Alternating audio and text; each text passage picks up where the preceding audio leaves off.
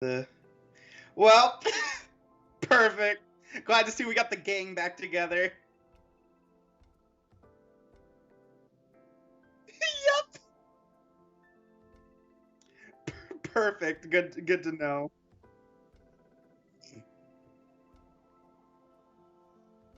Something like that.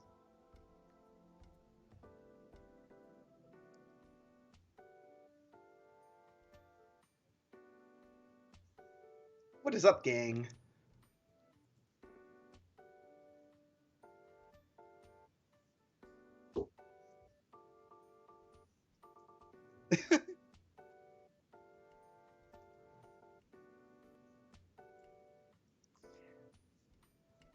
I mean, vaguely there is. In a way.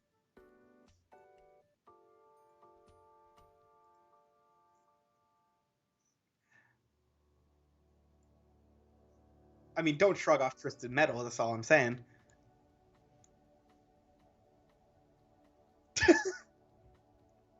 We'll get there.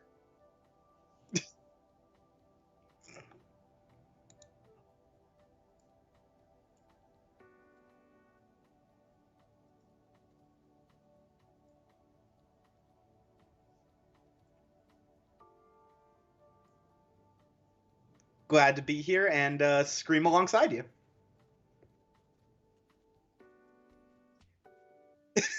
I did. It was right there in the background for me.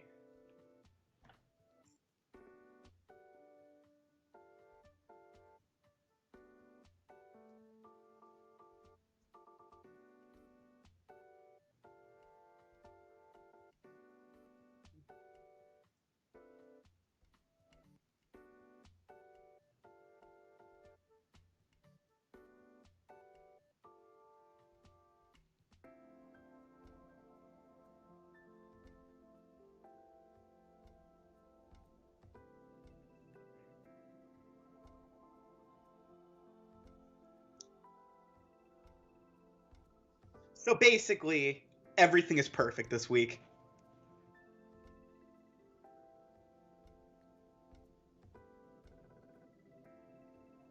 Oh, are you? Have you been muted? I don't know if Nam would lie.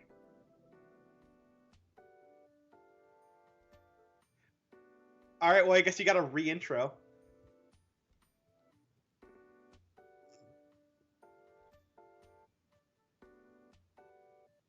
Ooh. It's really funny. I've never had that happen before. It's a curse. It's the moment you bring me back, everything. I wonder what nightmare this podcast would sound like if it was just you. Okay, hi everybody. This is a show. It's a train wreck. I only hear one person. 14 of you just got duped. We'll now do a test. I do appreciate train wreck. Here, very fitting. The dumb Thank guy. Thank you very much, Nam. Genuinely. Thank you, let's just thank everybody in the live chat for this already. Thank you, Heather. Thank you, Mohammed. Thank you, Molten. Thank you, Nan. Thank you, J-Rose. Thank you, Mirth. Thank you, Ozzy. Thank you, Zatoki de Oreo, which I know is not how you say the last part, but that'd be a cute name. SMT fan. Thank you, Super Gamer Guy 64. And, okay. And Krillcast is here to guilt me once again. Okay, now that the guilt has begun and Senorish is here, never mind. Gotta stop the podcast. We gotta stop the podcast. Okay, so we'll do an official start over of the start over, but I guarantee the audio version will just be this all in one take because God forbid I ever edit anything. Perfect. How's it going, everybody, and welcome to Shin Megami Tensei Network Link 214 Part 2, because the first one was muted, but only on the video version, which is kind of rare, because normally the audio version has issues. I'm your host, Spencer Presley, and joining me this week is not someone slamming into the apartment wall with their door very loudly, and that is Oziach. I mean, I can do that if you want. You know, it's a special occasion, so... I've seen your videos. You're willing to do whatever and anything in your apartment. I'm very aware of that. That is sadly true. So, we are here. We're here talking about the things. We have originally had no news at all, but now we are here to talk about all sorts of things. But I gotta do our introduction first. So before I ask how you're doing officially for the second or maybe fifth time, you have to answer a very hard question. I'm gonna have various uncomfortable questions for you, but they're gonna start easy and they're gonna get a lot more harder and uncomfortable. Are you ready? Sure. I do want to quickly note, it is fitting that the first time we did a podcast together, there was sudden news like 10 minutes before we called, and the same thing happened this time. So that is true. Except like for once, people actually cared about it. Yeah. When Codename X got announced last week, I was like, oh baby, it's a gold mine. People are gonna have so many opinions on this, and it was like, no, nope. Like literally, like the world just could not care less about a MMO RPG for China. Apparently, I'm curious. So yes, hard question level 1. Are you ready? Sure thing. All right. Is Infinity Train The Last of Us Part 2 before Last of Us Part 2? You know, that's a way to put it. You know, the instinct almost went to no because it's good. couldn't resist, could you? Fine. Couldn't resist at all. Yeah. Anyways, that's my quote-unquote answer, if that works. Part 2 of that, I'll give it to you now just because we're already on the topic of it. Which season do you think I'm referring to? Because it could actually be two answers in my idea. Ah, crap. I mean, I presume book 3? That too, but I was thinking there are some interesting similarities besides Ashley Johnson in book 2. Book 2 does have some Ellie similarities. That is fair. So yes, we are not an Infinity Train fan podcast, but I was very pleased to find out that like when I've been telling people I finally finished started and finished Infinity Train, literally everyone was like, "Why did you wait this long?" That's the thing, because like for anyone who hasn't watched it yet, the entire show takes like what? Like you could watch the entire thing in a sit down. Yeah, like, it'd be a little long of a sit down at this point. We marathoned it over like 3 nights. We did like about a book and a half every night. That's the thing, because each season is, I think, just under 2 hours total. So they're books if I want them to be, man. I will say this: if anyone is curious and doesn't know what Infinity Train is, I'm sorry, you will need HBO Max for this. But I mean, hey, I guess you got Kong and Godzilla for that if you want. But you have Justice League Snyder cut if you're feeling real frisky. Listen, we can't get into that. That's its own podcast. But I will say the interesting thing about it, though, I had planned on just watching it myself. And, like, the wife was just, like, doing some organizing around the house. And literally, she got maybe 2 minutes into organizing. She watched the entire first episode, like, standing up and, like, turned around. Like, she was watching it, and then, like, just something about the first episode, she just kept watching, and I thought it was so funny of, like, I did not think this would be, like, her type of show at all. Mm-hmm. And then you want to know, like, what, like, immediately sold her on it, of, like, okay, I gotta, like, I'm not doing anything else tonight, I have to give full attention to this. Was it either Atticus or Randall? It was 100% Atticus. I cared way more for Randall than her, but I thought that was just so funny. Of the like, something about the talking corgi being hilariously accurate, just like drew her in. I want to note one thing that I really like is the creator of the show is probably one of the most active and like vocal directors for any cartoon I've ever seen. Just period. In terms of like his wishes for the show to continue and stuff about behind the scenes and all that. And I find it funny because when the show was like on the verge of being canceled, he was doing a bunch of posts where it's like, hey, we need people to go watch an HBO Max. So he would put up like gifs of like Atticus or like dogs that looked like Atticus and being like, hey parents, you want your kids to watch like a show that's really entertaining, it's got dogs and robots and it's got a cool train, and you can just sit them down in front of it. Don't even bother watching with them. They'll be in good hands with the show. And then the second the cancellation actually happened, he then completely flipped through. He's like, hey, animation studios, you want a dark, edgy cartoon for adults that features death and like extreme like situations and emotional trauma? Then here's your show to go to. And I like thought like one of the funnier things about like the like I guess like the way like because you were mentioning how it like goes so fast. I thought I was like years away of like this series had been going on for years. It's not really like if you've been following the pilot, yeah, you've been waiting for years. Yeah. But like literally, it's pretty much been like a 2-year long thing for 4 books.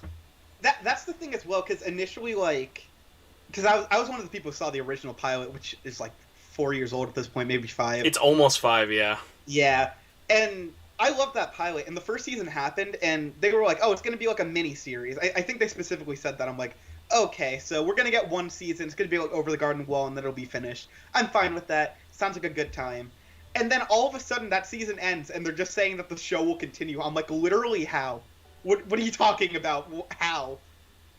And then I think it was literally 3 or 4 months later, season 2 was out, and I was like, this doesn't comprehend in my brain, but I'll take it.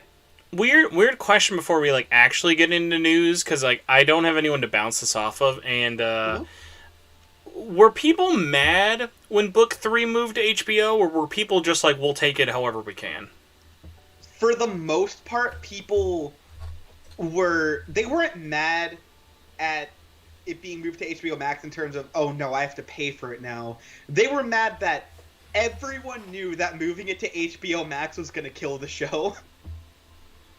Oh, I mean, no way. Like, I mean, I follow like the animation industry enough for like honestly, Cartoon Network is that show's biggest like deterrent of like killing it. Like HBO Max really like HBO Max has shown they're open for keeping animation alive. Like they're literally doing another season of that Harley Quinn show. Like if they know the market for it and that market's there, they'll go for it. But like yeah, like the show is not something you can put into syndication easily. Like you're not gonna throw someone season 4, even though season 4 is the most jump onable. But like for the most part, like if you've watched season 2 or 3 with no context, you'll enjoy it, but you're missing a lot. Yeah, I also think like I do understand you can't air book 3 on Cartoon Network. You can't. Oh, you 100% could. You could 100%. I don't know. Like, I think you could. I'm confident in saying, like, it's not close enough. Close enough you can't show on Cartoon Network. Yeah, well, obviously. But I feel like it's just riding the edge there of what you can get away with in quote-unquote children's programming. Yeah. Where literally main characters, I won't spoil anything specific, but just trauma. Mirth in the chat brings up if book 3 was on TV, the last episode would have been censored. And in my brain, I'm just like, I like how everyone is just forgetting about the incredibly terrible wheel accident in season 2. I was partly thinking of the final episode, but I was. Have you ever seen? Oh, remember, I said season 2's wheel incident, not season 3. I know. Have you seen the thing about the creator talking about the wheel incident in season 2? Yeah. Yeah, because for the unaware who know what we're talking about, people questioned how that even got onto TV, and apparently he just went to the studio and they just went, oh, is it a real person? Yeah, literally, Cartoon Network executives couldn't, like, and the same thing kind of goes for it with the Steven Universe stuff. I remember, like, there was a meme for a really long time of, like, Steven Universe stuff of, like, oh my god, how are they getting away with so many lesbians on Cartoon Network? Of, like, literally, Cartoon Network executives just see them as rock people kissing. That's how Steven Universe doesn't have lesbians, they have rock lesbians. They have giant crystal people and Space Hitler. What a show. What a show indeed is what a lot of people will be saying into this episode 1 of the Infinity Train Fancast. So, now that your hard, long question is out of the way, so Ozzy, you've been doing a lot of adult work with their very big quotations next to the word work there. What have you been playing, though? I feel like I haven't heard you talk about video games in forever. Ah, crap. You're a coward and you haven't played Resident Evil 8. I know that for sure. That is fair. I adore I really like Resident Evil 7. I know a lot of people are a little more mixed on it. And you were so busy railing chicks in your studio apartment on the 15th floor that you couldn't do it on a Saturday night for 8 hours. Of course. I I'm gonna be honest, for that one, I just kind of missed it. Mako Tensei just knows the answer immediately. You were probably just playing Persona 5 again, with no context. I actually do need to get to P5 again soon. But yeah, since we talked, let me see. Last time we talked, I had played Yakuza 7. Since then, 100% of Age of Calamity, which, great game. Played all of Persona 1. Slightly less great game, but I did enjoy it. Strikers happened, went through all that, great time as well. I sat down and beat Helltaker in like an hour, which was... It was neat. Sounds like an indie game that's only on computers. I can't respect that. Yeah, Helltaker is basically just like I think the way I've heard it described is a short puzzle game made as an excuse for the creator to have people draw their OCs, and I think they succeeded. I love a lot about that, but also I will definitely have to steal this phrase that Senores used in chat.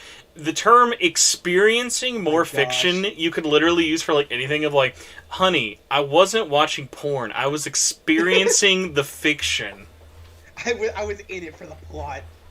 Yeah, dude, I had to see where that lifeguard was going.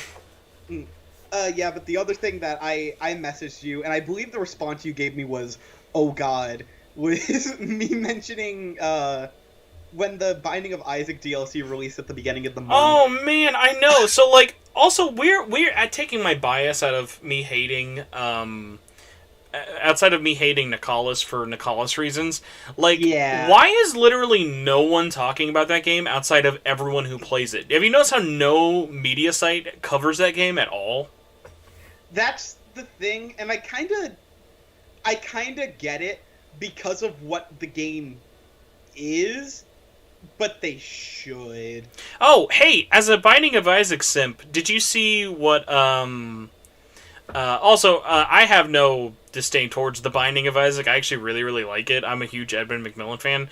But, yeah. Did you see that Nicalis is doing what they did with the Vita, but now for the 3DS as well, where they made copies of Binding of Isaac on 3DS and are just holding onto it to be the last.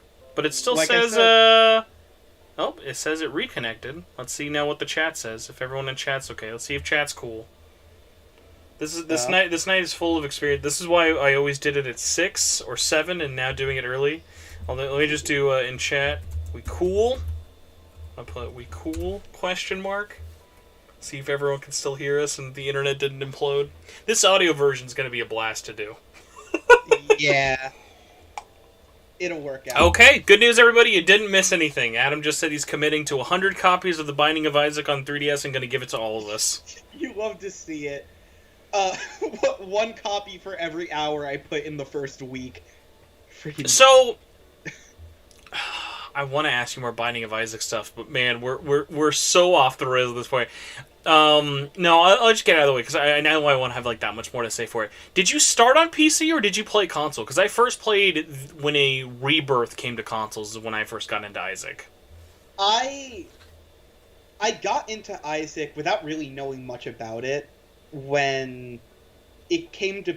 It wasn't when it came to PS4. It was when Afterbirth came to PS4. But I didn't get Afterbirth initially. I played the original version and was like, oh, there's a DLC, sure. Played that on PS4. Then Afterbirth Plus was like a near-launch title for the Switch, so I was like, you know what, sure, I'd rather play this game portably. Well, and remember, the big thing about Afterbirth on PS4 is it came out February of 2014 as a free PS Plus game. That was like a huge deal at the time. Yeah. So... Yeah, after that, I then went on to getting the Switch version and put like 500 hours into that. And I bought that Switch physical that during my era of I thought I was going to be a big Switch collector, and like I've probably played like 20 minutes of Binding of Isaac on Switch. Like I really don't need that game. Well, the thing is, that was my optimal way of playing it. I had the game on PC because I bought it when it was like, with all the DLC, it was like $10 total. I'm like, you know what? Might as well. Sure, I might as well just have it here just in case. Because there's like some cool mod stuff I can do. And then I was like, oh frick, Repentance is coming. Let's see, when's the Switch release for this? Like November this year or something along those lines. Cool, can't wait. So my playtime for Isaac on Steam went from I believe 2 hours total to 115 hours now since the start of the month. So basically, So when I ask you about Resident Evil, you could just say Binding of Isaac, I sigh, and then we move on. That's how that really should have gone, huh? Exactly. Okay. Is it nice to be in a committed relationship again with Binding of Isaac's new DLC? You know,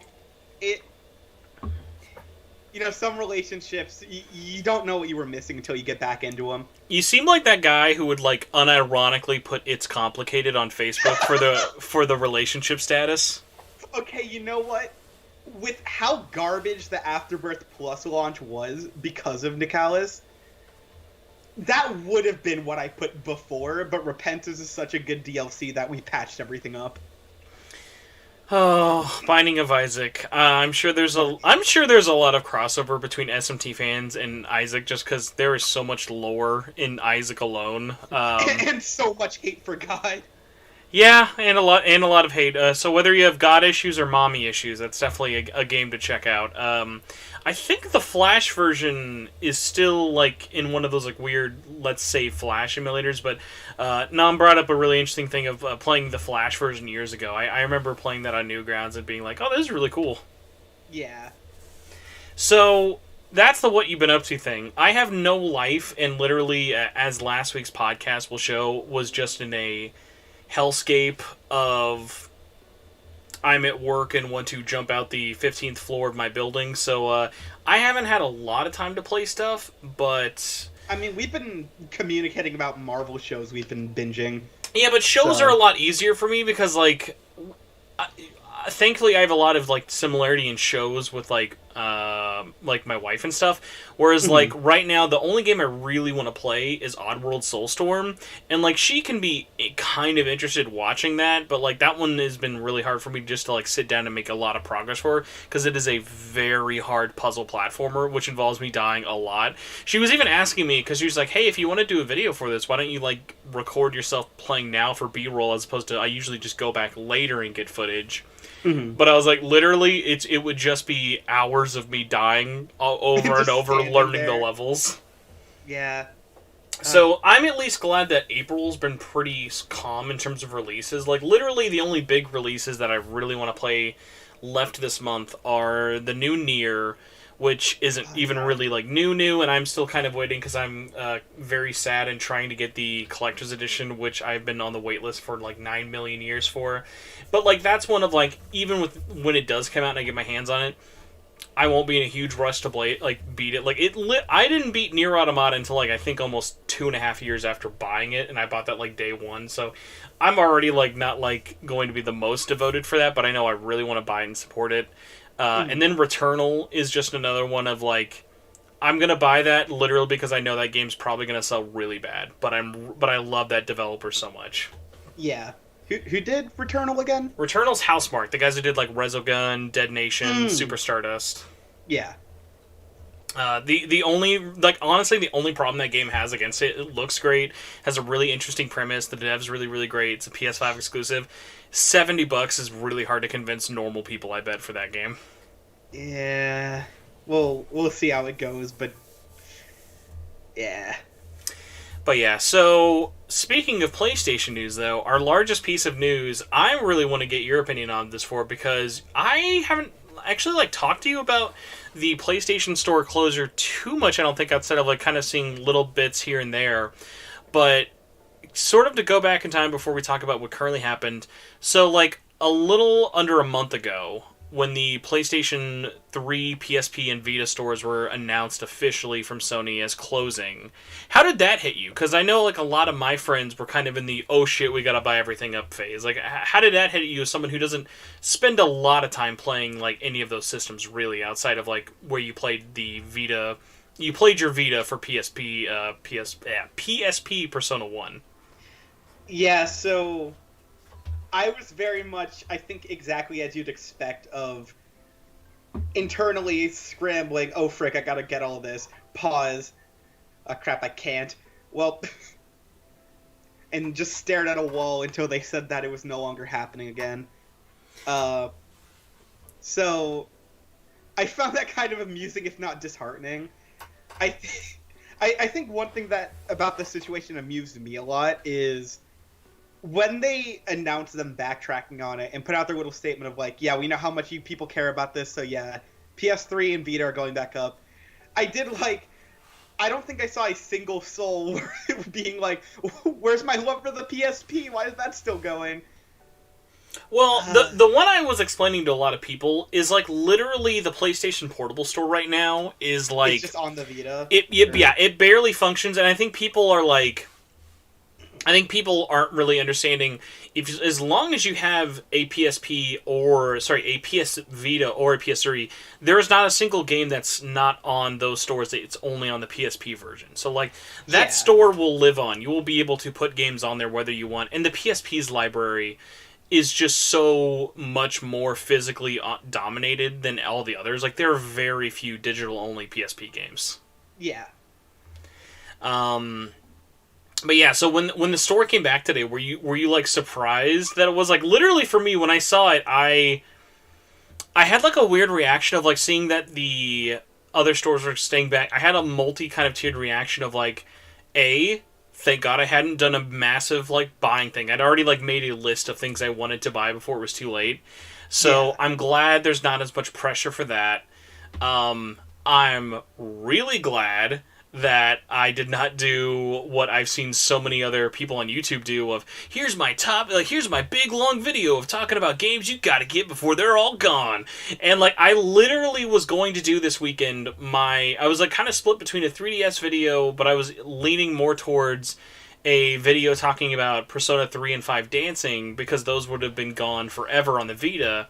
And there was no physical version in English. And I was going to do a big video about it that, like, the point of it still would have been there, but, like, I'm so glad I didn't, just because, like, oh, man, I would have absolutely, like, hated having that happen. Talk about those games for that long. No, I love talking about this game just because, like, I don't ever want to be that guy where, like, I would never want to do that video of, like, I do something and then something, like, changes the next day. It was, like, I think literally the closest that's ever happened, and it was, like, in a good way at least, was I had commented about how long it had been, as I did a million times last year, of like, when I was talking about how well Scramble sold last year in Japan, it was like a day later that trailer leaked. Or, not even a day later. It was like an hour after that video went up. Like, one of the comments was like, oh, well, here it is. And that's how, like, I found the trailer had been unlisted but leaked.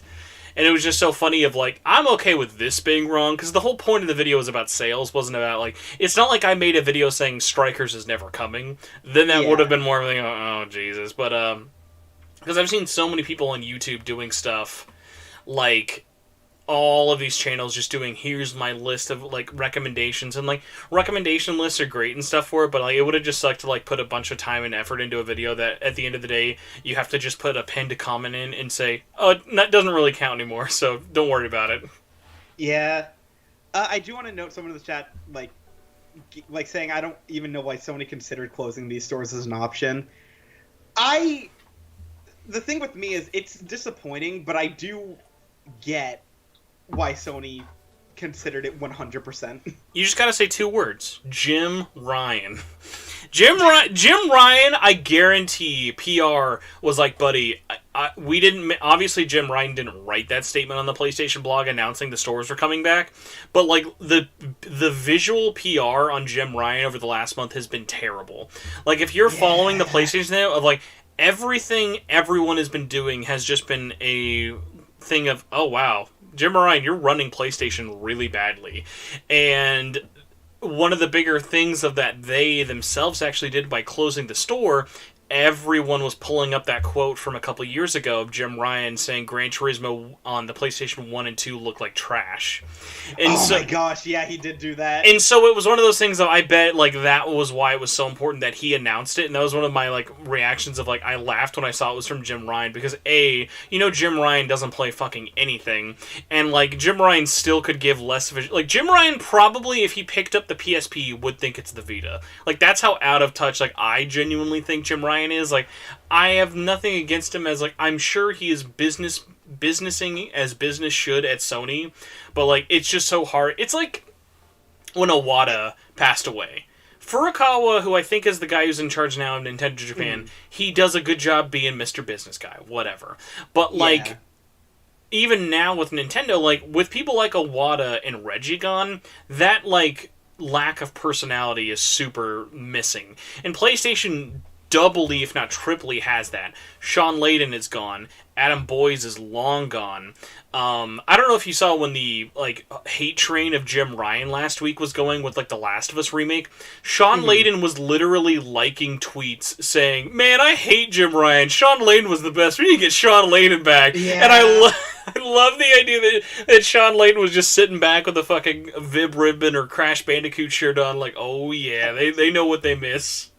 No, that was entertaining because I feel like Jim Ryan, it's kind of one of those things, I don't know if this makes sense to you or not, but, like, he feels less like the, I guess, PlayStation rep and more so a Sony rep, which is a very different thing. 100%. Like, even back in the day where Kaz was in charge of stuff, like, love him or hate him for all of his memes, like, people still enjoyed, like, Kaz coming on stage for E3 and doing dumb stuff like Ridge Racer. And even, like, Jack Ryan. Like, people liked Jack Ryan because even though he was businessy enough, he at least had that, like, dedication. Like, Jack Ryan had the balls to stick through the PS3 generation all the way.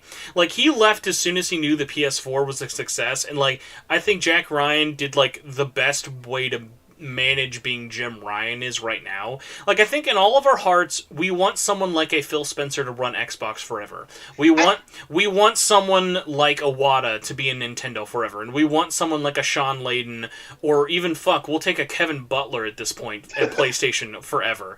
But, like, it just doesn't always happen that way, and it gets really depressing. I was going to mention, like... I was going to mention, like, Xbox has had a lot of issues. I was going to say this generation, but just in general. Oh, no, I mean, they still have. They still have, for sure. Yeah. The one thing that Xbox honestly has over its competitors right now is just having a frontman who is genuinely passionate and good at, like, selling to an audience and getting them amped up. Like, Phil Spencer is extremely good at this job.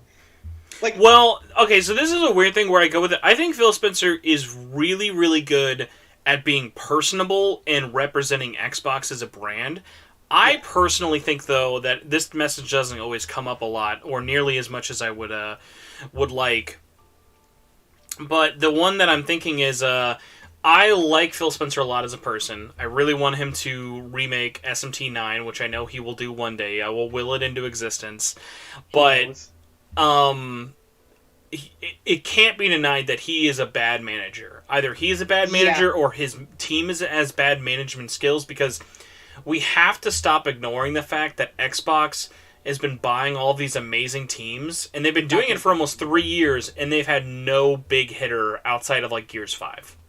That's the thing, like, that's why I was very specific. He's a good front man. Otherwise, that's why, like, X-Man, oh my gosh. Xbox has not been doing themselves that many favors on a business end. But the one thing I can at least be confident in is when I'm watching, like, an Xbox E3 or something, I at least know that whatever Phil Spencer says, I am at least willing to entertain because of how he presents it. Yeah, 100%. And I think they are getting closer to inevitably, hopefully, getting on that thing. Because, like, the studios they own are all fucking, like, heavy hitters. Like, honestly, because someone mentioned Rare in chat, NP mentioned Rare. Rare is, like, one of their least exciting studios now, which just goes to show how many cool studios they own. And, like, that's things that I think are really, really cool, of the sense of, like, I'm excited to see what, like, the tinier teams, like obviously the Bethesda teams are going to do what the Bethesda teams want to do, and, like, studios like Compulsion, I'm really excited to see what they're going to do. Like, I want to see what they do after We Happy Few. I want them to, like, take those lessons they learned and see what that team's going to do for interesting stuff. I want fucking goddamn Double Fine to, Jesus, finally finish Psychonauts 2. Because, like, I'm really glad... Oh my gosh, that game didn't come out yet. I'm really glad I never backed that on Fig. Obviously, it never needed the backing to begin with, but, like, it's just one of those things of, like, I cannot get over how long that game has been in development, and it's just one of those weird things of, like, I really worry at this point it's just going to be like Broken Age, where it's going to come out finally, and people are going to be like, oh, this is where the money ran out. And I hope that's why it's been delayed a little bit longer than it was even planned to, because Microsoft gave them that last little bit of money. But, like, Psychonauts, after all the time, even after the buyout, because you have to remember, they announced that they were bought in 2019. Like, they've almost been owned for 2 years, and they still haven't finished Psychonauts 2. It's one of those things, though, of, like, I'm really worried that, like, Psychonauts 2 is just going to kind of be one of those games that just, oh, it's a Kickstarter game, and it comes out, and it's like, oh, okay, there you go. And, we got another ukulele. Well, I mean, at least with ukulele, like, ukulele has redeeming factors. Like, I saw someone, like, looping ukulele with Balan Wonderland and Mighty Number 9 of, like... No, not even close. It's not that bad. Like, ukulele has a lot of really charming factors, and they updated that game to make it a lot better. That's the thing, like, because the reason I said ukulele isn't because I'm like, oh, it's going to be like a complete trash example. I think one of the most upsetting things with Psychonauts 2 will be if it comes out, and it's like, at best, just okay, and then people forget about it. That would be tragic. Yeah, I mean, at the very least, like, ukulele had the backing of a bigger publisher, and I think that team was really, really smart in doing something a lot smaller and doing the Impossible Lair next. I think more people like ukulele for its sequel than the first game ever did. Yeah, I've heard a lot of good things about the sequel, even though a lot less people know about the sequel. I don't know. I feel like I actually heard more people play the sequel than the first one. The first one, for me, felt like one of those Kickstarter games that when it came out, I did not hear a lot of people who didn't back it play it. And I haven't heard that many opinions personally on people who played it. But another one you have to remember, though, there was that weird thing with ukulele is a lot of people waited for the Switch version. Of like, oh, once that Wii U version got canceled, I better wait for the Switch version. That'll run at 6K and 120 frames. Oh gosh. So yeah, kind of getting back into the PlayStation Store thing. It's made me a lot happier. I always knew the re-downloading service wasn't going away anywhere. Like, the cost to keep the store up for downloads is so minuscule, but I really think the only reason this got, like, cut back is kind of similar to the whole, like, we joked about the Snyder thing earlier, but, like, this is literally because people were actively complaining about it. Not because we felt entitled to have the store up that not a lot of people use. But, like, everyone hated this decision.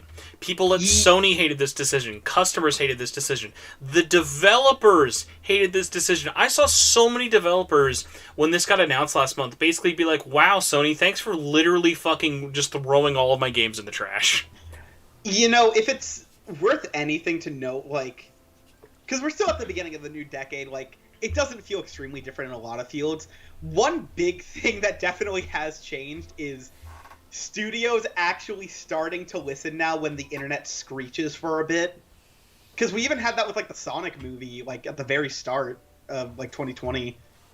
I guess late 2019. You get... I got, like, really sad to, like, kind of bring it back, by the way, to Infinity Train. I got really sad when people after Season 3 were like, oh god, they haven't said anything about Infinity Train again, it must be cancelled. Do you remember that? Like, after Season 3 ended, people were like, oh god, is it cancelled? It must be cancelled.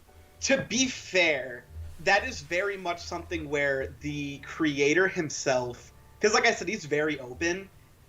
Like, Book 4, I believe, finished the audio recording for, like, all the voice lines at the end of 2019. Yeah, like, that was the thing that, like, sucked, is, like, Book 4 didn't happen because fans were vocal. Book 4 literally happened because it was easier to make 2 seasons at once than make them years apart. That's the thing. The thing I find about that, because people are like, oh gosh, the silence means nothing else is coming. And, you know, he can't, like, break whatever, like, silence agreement he has and just announce Book 4. But I find it funny in retrospect, and also kind of tragic, is his shilling wasn't for Book 4, it was for Book 5. And we Well, just had I think that's also one of the really more interesting. It is a funny how, because I always forget his name. Is it like is it Greg Owen Daniels? Dennis. Owen Dennis. Sorry. So Owen Dennis, Same thing. I did find a really funny thing though about him. Like, is there a reason why he deletes all of his tweets at the end of the year? I don't know. It makes finding sources incredibly frustrating because literally it'll go like, oh yeah, Owen said this about blah blah blah, and then it'll be like, tweet was deleted. I mean, he does, I believe, have in his bio specifically, my opinions don't reflect on my employer, but one day I'm gonna say something that'll get me fired.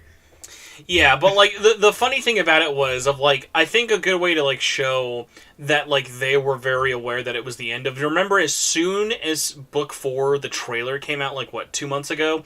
When that trailer came out 2 months ago, immediately after that trailer, he was like, "Hey, this is the end. By the way, do not expect anything else." It's not like they could have waited until season 4's reaction, but I will give them a lot of like credit for the team came out and said two things: A, this is the end.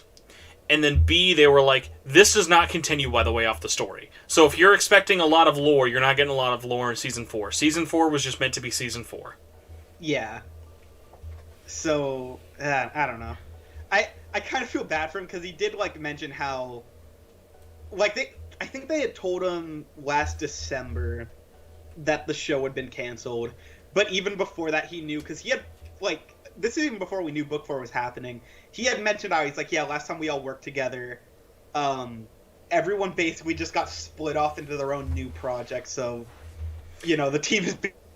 I'll say this: unless he gets wrapped into another show, which he has not shown that he's on anything else, and with how much work is already like the entire script of Book 5 is done. With everything like that being said, we're talking about a channel though who has brought Samurai Jack back, has brought back like all these crazy things. They fucking got the rights for Tuca and Birdie from Netflix. Like, they did do that. Love them or hate them, Turner and more so Cartoon Network and the Adult Swim side, I would not be surprised if Adult Swim came back and they were where Book 5 went. Yeah, if it does come back, it's going to be a bit, because I think the creator did say that, like, right now he's in the kind of phase of like pitching different shows and projects to different studios and stuff. Well, and also like literally just like timing wise alone, it would take like years to make it. My only guess is if it does come back, I think there is enough demand for it to. It's not going to be anytime soon, but I bet you it will look a lot worse visually if they want to like keep the like budget down a little. Because one of the interesting things was going from season 1 to season 2. It's like, more so if you look at the pilot. The pilot's a lot rougher than Season 1, but Season 1 looks like you're watching something like an Adventure Time or like the first couple episodes of a Steven Universe, whereas like Season 2 is a lot more animated. Like Season 2 feels a lot more lively and has a lot more colors and characters and unique animations. Yeah. Which was funny because Season 2 did not come out that much longer than Season 1. They were made back to back. That was another thing. That was the thing that got me, because like it was just a couple months later, and my whole thing, because even in the midst of that, they, I believe, released a new short about Infinity Train every single week between those two seasons. Yeah, the documentary. And I'm like, how much animating have you just been grinding out this entire time? It's ridiculous.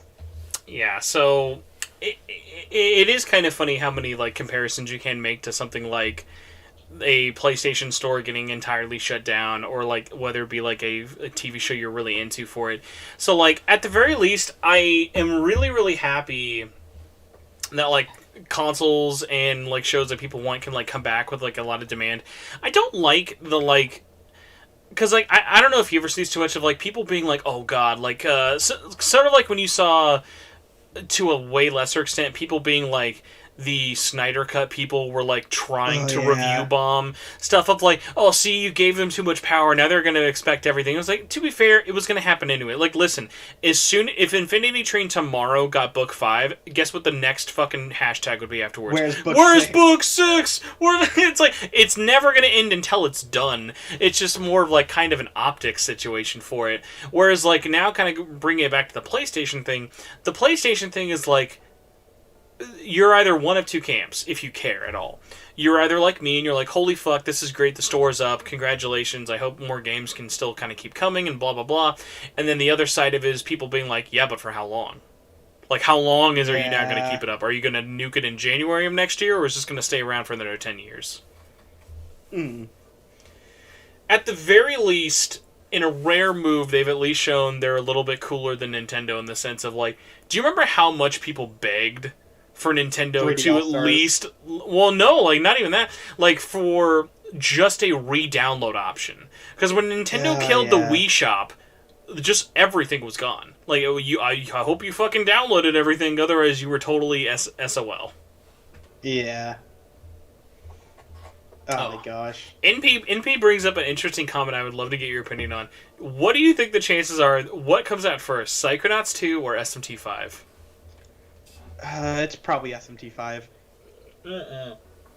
I'll say this, we've at least seen gameplay of Psychonauts 2. I bet you Psychonauts 2 comes out before SMT5. What was the projected release date for Psychonauts 2? Originally it was fall 2019, and then it was summer, fall 2020. And then they never even officially delayed it. They were just like, well, you know what this means. You missed it. Oh, boy. I don't know. It's that's the funny thing to me about SMT5 is, you know, there hasn't been any specific signs beyond how much they've shown prior to, like, the release date projected that says that it's gonna be delayed, which, you know, we still got, like, 6 months until around the area when it's supposed to come out. But it's more so the case of knowing Atlus and not raising expectations, or I guess intentionally lowering expectations to where we see them a lot of the time in terms of schedules. I'll say this, I'm at least way more happy that now my tweet cannot be poorly aged anymore, of when I made that joke of saying, hey, you know, if you want a version of Nocturne that runs well and has the Dante content, you can just buy the PS3 version for $10. At least that tweet will stay more relevant now at release. Listen, Jim Ryan was staring specifically at you. He's like, oh, world's #1 Vita fan, huh? We got a little message for him. I'm curious to, like, I'd love to, like, go through, like, kind of, like, a mental list if you had one of, like, what were your top things of, like, oh, man, I cannot believe, like, I don't have this yet. Were there any, like, titles for you that were like, fuck, I really gotta get this before it's too late? Ah, crap. Because obviously there was a lot of the, like, Persona games. I was gonna do a full-on, like, okay, let's get all of the dancing songs from 3 and 5, because I never bought the American versions of those. Yeah, what the heck was on my mind? I did want to get... I mean, I guess it's physical as well. I was gonna say Gravity Rush. Well, are you talking about the PS4 version or the Vita version? Oh crap, did the Vita version not have a physical copy? No, it did, but the funny thing is, Gravity Rush got really stupidly expensive out of nowhere, even before recently. So I'm going to actually look up what it goes for now, because I'm curious. I know Gravity Rush Remastered was always kind of rare, just because it was an Amazon exclusive release. But let's see. I'm going to eBay now, and just going to see what copies are going for. Used, $130. Yeah, that's reasonable. I remember I saw it at a half-price books a year and a half ago, and I saw it for $65. And I looked at Mary, and I said, I bought this not a year ago. I bought Gravity Rush used at a GameStop because I had the digital version the year it came out from PlayStation Plus. But when I was doing my physical collecting in 2016 and 17, I thought I had, like, oh man, prices are starting to get expensive. I shouldn't have waited so long.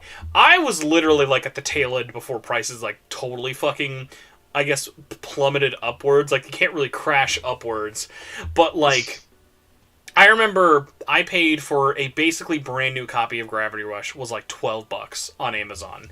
And it was just so funny of, like, literally 2.5 years later, at like a half-price books, it's just like, oh, yep, it was $60, and it had like a little out-of-print thing on there. I was like, I love they included that because of, like, yeah, you know, all those Vita games that are getting printed right now. But yeah, I was so outstanded of the fact, like, they were like, someone was trying to track it because, like, Gravity Rush is literally millions of copies of Gravity Rush exist. It was printed in the launch year of the system. They were not like limiting those things. Yeah. But yeah, Gravity Rush is great wherever you can play it, thankfully. But it is funny now how every physical version of that game is absolutely disgustingly expensive. The funny thing, though, I don't know if you I don't follow them as much anymore these days. Over the weekend, Did You Know Gaming did like a little mini video for Vita stuff. That was like, this is how you know I care way too much about the system. Every one of those facts felt like I was reading a fucking Laffy Taffy joke or like a Snapple bottle fact. I was like, oh cool. So like someone spent like 10 minutes like Googling like, did you know Persona has Persona has like an extra reference to Persona 2 in this with Persona like 4 Golden. And I'm like, okay, it's like we're gonna take like the first 5 Vita games that come up through SEO and just like find the most boilerplate facts ever. It was like so sad. That's the thing. The best Did You Know Gaming videos are the ones that are not riding on any trends whatsoever and come completely out of nowhere, and you're like, okay, whoever put this script together actually had something interesting they wanted to say.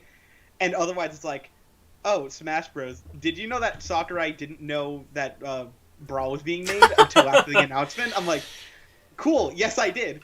By the way, we are now in a bizarro world where Gravity Rush on Vita actually is more money than remastered on PS4. That's crazy. Yeah, you can get a copy of Gravity Rush remastered for under $100 new. How cheap? I mean, back in the day, Gravity Rush Remastered, if you wanted a copy, it must have gotten reprinted in Asia or something. As like, yeah, it got reprinted under the Greatest Hits line in Asia, but it's still English. Mm-hmm. It was like for like $150 or something, because like Amazon almost never does exclusive video games. It's very rare. Yeah. What are some other ones though besides that one? I assume. Actually, I don't know. Do you have Danganronpa physically, or you probably played them somewhere else or whatever? I have V3 physically, but it's for PS4. V3 might be like the most rare one now. I like what was it? I was at a vintage stock yesterday, and Mary came up to me out of nowhere. That was just so funny. She's like, "Hey, do you have Ultra Despair Girls?" And I was like, oh, yeah, I have that. Why? And it was just one of those questions. I didn't even think about it. And she was like, oh, well, they have it here. It's, like, basically brand new or whatever. And I thought about it. I was like, oh, wait. I was like, because I know how, like, because when all those games got delisted last year from the Vita store, like, even with the store up, you can still, like, unless you buy physically, you just can't buy a new copy of Danganronpa on Vita. Yeah. And it was one of those things of, like, it was $30. And I was like, I have way too much debt to not pick this up and sell it for market price. Do you want to know what the market price is for Ultra Despair Girls? Please tell me. I was really curious. I'll wait for chat. I want chat to guess, especially because we have Ultra Despair Girls specialist Michelle in the chat. Yeah, she just piped up and realized where we are. So this in is reality. This is a used, basically new. Like the case is in flawless condition. Everything is there with it. North American copy of Ultra Despair Girls, and I want everyone to know right now, there are no copies of this on sale through any of the online marketplaces. Like, everything is either a European or like an English Asian copy. Oh.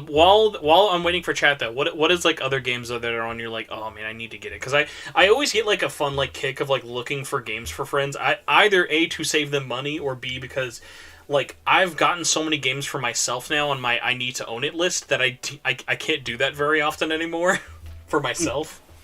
I mean, this isn't like a crazy one by any means, but Spelunky doesn't have a physical edition, does Literally, it? I'm about to, well, assuming you have any cash, but hold on. Spelunky Fangamer.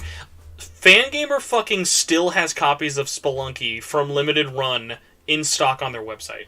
And It's on sale. Alright. What you want? I assume you want Vita over PS4. PS Vita finally fucking sold out. PS4 is still in stock, but they literally had the collector's edition for $45 for like months. Oh my gosh. I'm gonna see if they have the standard edition, because I know they used to have just the standard edition a while ago. But yeah, Spelunky they made a bajillion and a half copies for, so I doubt that's very rare. Alright, so it's all sold off on Fangamer, but I wonder what that would go for. Because Spelunky was one of those weird ones for me of, like, I could not believe how long it took for Spelunky to get a physical, but, like, that is such a game that I associate with that.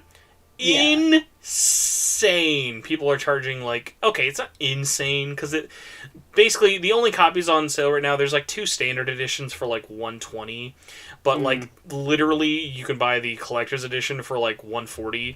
Not terrible, and I'm sure you could find other places or whatever for, like, much cheaper, but it's just one of those funny things of, like, it was literally on Fangamer's site until, like, the beginning of this year. Like, they could not get, like, I don't know if they couldn't get rid of it, but, like, people don't go to Fangamer for video games. Like, they don't think of them as having stock.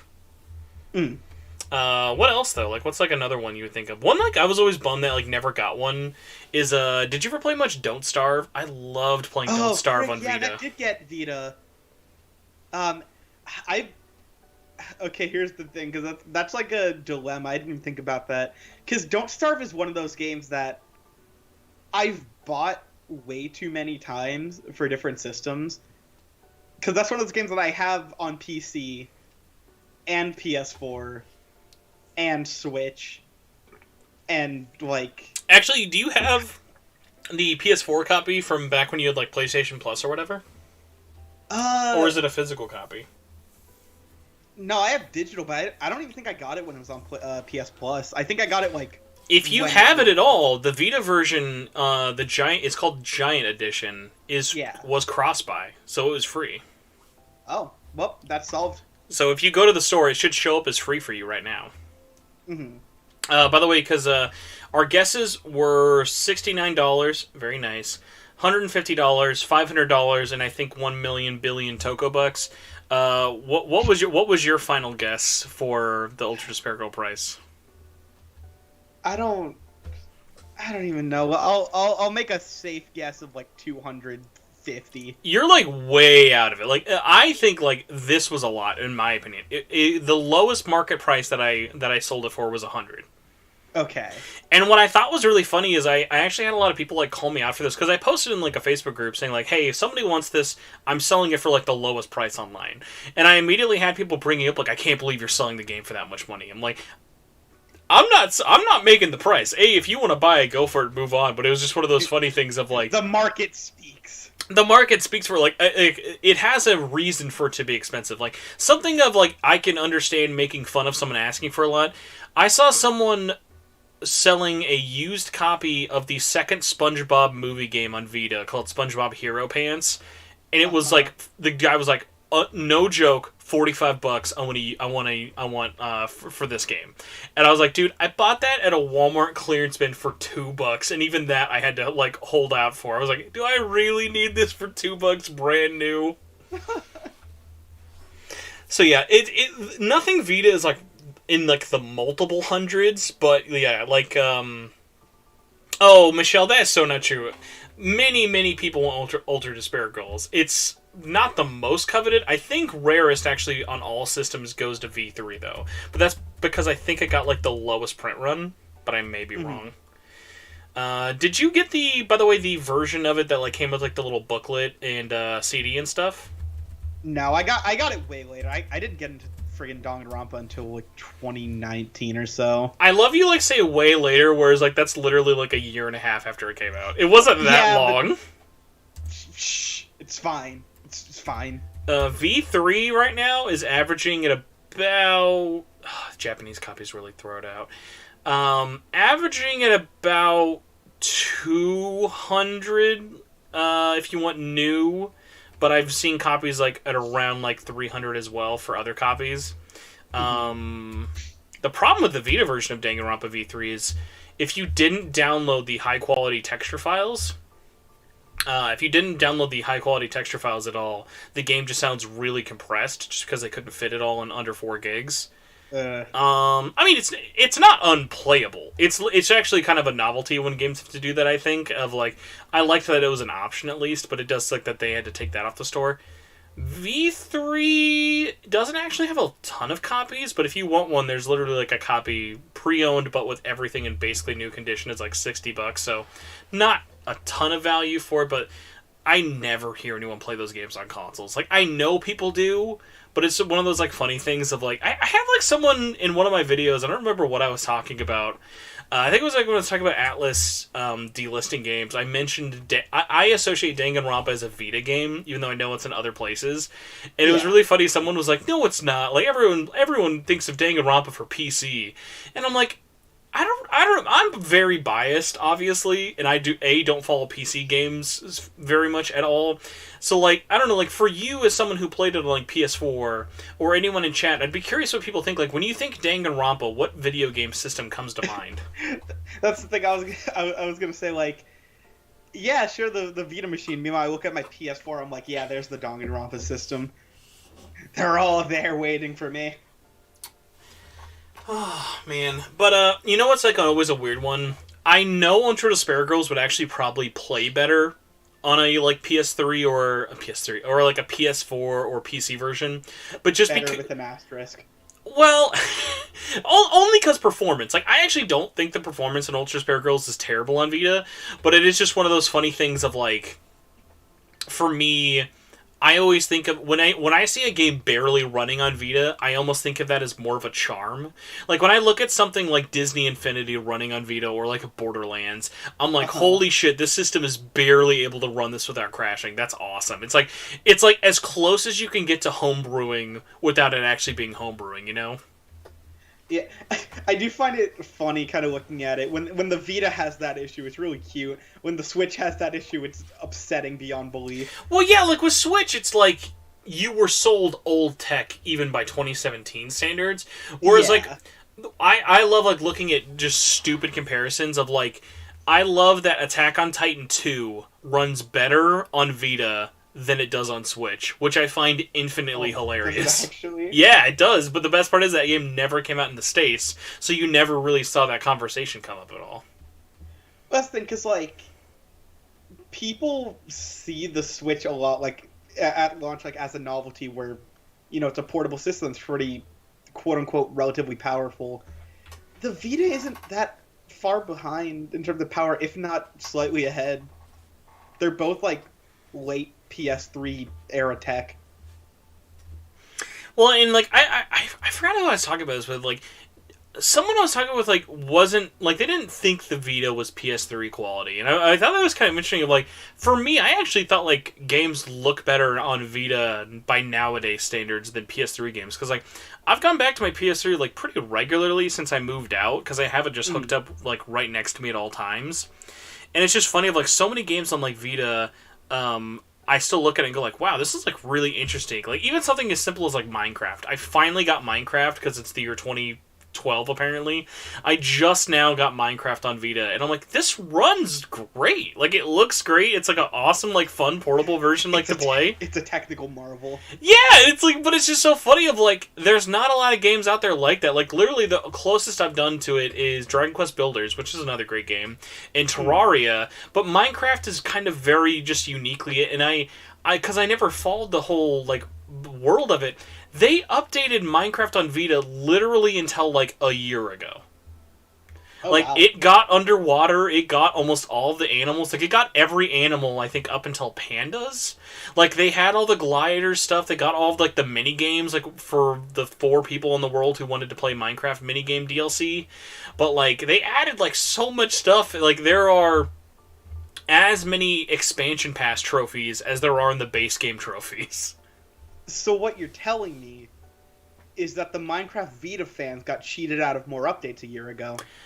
I mean, like, as someone who played it now, I'm actually kind of amazed, like, people are still playing it. Like, I don't see anything that they've updated into the game now where, like, I'm not, like, the only thing I'd be like, man, I'm really missing out is, like, crossplay, which was never going to happen, and, like, yeah, even the DLC, like, costumes, I don't really get it all. So it's like yeah. the fact that it runs it all is just a novelty, and it's just kind of like a fun thing to, like, have for it. It was never going to be something like I wanted for, like, oh, it's my main Minecraft setup, you know?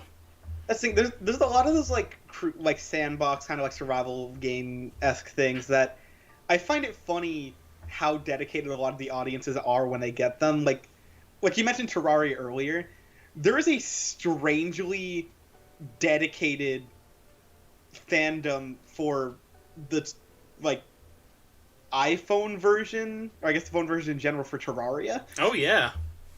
Like, people go ham with games like that. I'm like, more power to you. Hope it keeps getting support as much as possible.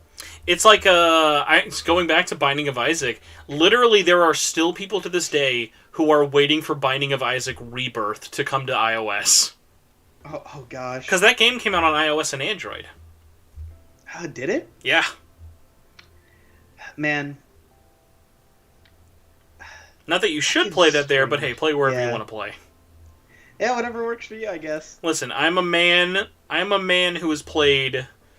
sorry, I use man lightly with quotations behind it. I am a person who has played Disney Infinity on the Vita enough to platinum it. I know no bounds. You know, I know you well enough to have already known that prior, but it is nice. I give those vibes. I give Disney Infinity Vita platinum vibes when you meet me. That is true. Mm-hmm. I'm gonna send you an image, by the way, talking of games that are technical disasters that like I eat up. I just sent you a picture. This is basically native resolution. This is a 2021 Vita game, and this is 100% what it looks like on the Vita screen, like 1-to-1 resolution. These textures have not loaded in. This is just what it looks like. What's this game again? It looks familiar. It's called It's called Project Sense, a cyberpunk ghost story. It's like basically mix like cyberpunk with like Clock Tower. And that's kind of what it was. It got a little bit of attention for, like, people were calling for it to be censored because it's cyberpunk but with big anime titties. And the Vita version is really, really interesting for, like, literally before the Vita version came out, the dev was like, hey, just letting you guys know, it's rough. Like, hey, it's done, but, like, they basically Jeff Goldblum'd us of, like, listen, you guys wanted this, but, I mean, hey, it runs on Vita. That's what I'm saying. Like, literally, the credits run in single frame movements. The credits of the game, and it's just such an amazing port of like, it works by like a string, and you have to admire the dedication there. Yeah, but I mean, this was one of those ones of, like, it was a Kickstarter goal, and, like, a lot of games from, like, 2017 to 2019, if you wanted your game to get passed through Kickstarter, you add a Vita version, and it got funded. And a lot of games either kind of got trapped or ended up having to cancel due to that factor, but the funniest part about all of it, though, was, like, this game is, like, the most, like, oh my god, they basically had to demake their game to put it on the Vita. So, like, yeah. I really, really wanted to do, like, a video kind of going over it, just because it's such a... It's literally, like, when you see those fan demakes of, like, games... It's like when you see, like, those Pokemon mods for NES. It's like... I guess it's Pokemon. I mean, it's not really supposed to be here, but it's Pokemon. It's like, I don't know if you remember the IGN, I think it was IGN who tweeted out, like, what Spider-Man PS4 would look like on a Game Boy. Oh my god. Yeah, so, like, stuff like that, I just have such a admiration for, just because there's something just so weird about it being, like, on an official hardware, let alone the fact that, by the way, that game I sent you a picture of, I have a physical collector's edition of. Perfect. Like, it's not like this is, like, some $3 indie game that, like, well, there you go for it. And, like, that game I looked up, I'm gonna regret looking this up now, literally was going for, like, almost, like, $300. Let's see, Project Sense Vita. Oh, no, it's Sense, a Cyberpunk Ghost Story. Literally a copy of just the game right now goes for $200 to $250.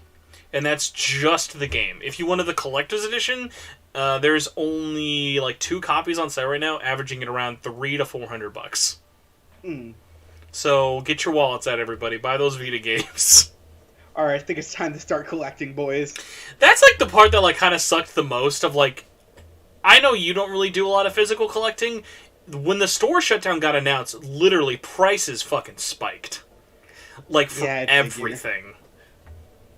So, like, count yourself lucky you're okay being like, hey, you know what?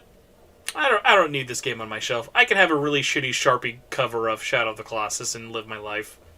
I mean, I still want that Shadow of the Colossus steelbook eventually. I thought of you. I was at a GameStop, like, a week ago. Someone traded in the steelbook for the PS4 version and it was like and obviously GameStop doesn't ring up SKUs differently for Steelbook or not, and so it was just looked new, not even like a fingerprint on it to be seen. And I thought of you, I was like, should I buy this? Like, just to like give it to like Ozzy or whatever? Like, no, let's wait until like I'm back the next time. And then your way back there. And then I literally like went back like 2 days ago and it was gone. I was like, oh god, I should have fucking bought it. Because that Steelbook's really expensive, but it's really gorgeous. I know, I've looked. Because, like, I want to do more collecting, but with my, like, with the resources I have, one of the few things I do try to collect is Steelbooks whenever it's reasonable to. And one of the things was, like, at least getting Steelbooks for as many of the, like, of my favorite games that actually have them. And that's the one that perpetually stares me down. I'm like, because I don't even have a physical copy. I think you've seen potentially the bit in my 13 Sentinels video where... Sir, I have seen all of your 13 Sentinels video. Yeah, there's the clip of me throwing down my box alongside Persona 5 and a copy of Jump Force that has a piece of paper just stuck on the front of it saying it's totally not Jump Force, this is Shadow of the Colossus, totally have it physical. I'm trying to think, did you ever... I don't think we've talked about this. Did you know that I actually bought a copy of Jump Force recently? I feel like you mentioned it, maybe? I found it at a vintage stock for literally... It was the Steelbook that came in, like, the $200 collector's edition with, like, the big-ass statue of Luffy, Goku, and Naruto. Like, it was an exclusive to the giant, enormous fucking collector's edition Steelbook. I actually liked the Steelbook a lot, but I never wanted the game, let alone for full price. It was $10. Yeah, so, fun fact, I have that full collector's edition that my dad, being, you know, world's #1 human being and understanding his children, he bought my little brother for Christmas that game because, look, it has Naruto. It was the full collector edition, so now my brother has that statue in his room, he has the Steelbook and everything, and I believe he got it for like $20-30. What a steal. Thanks, Dad. I mean, honestly, like, say what you want about that game, but that much money for a neat Steelbook...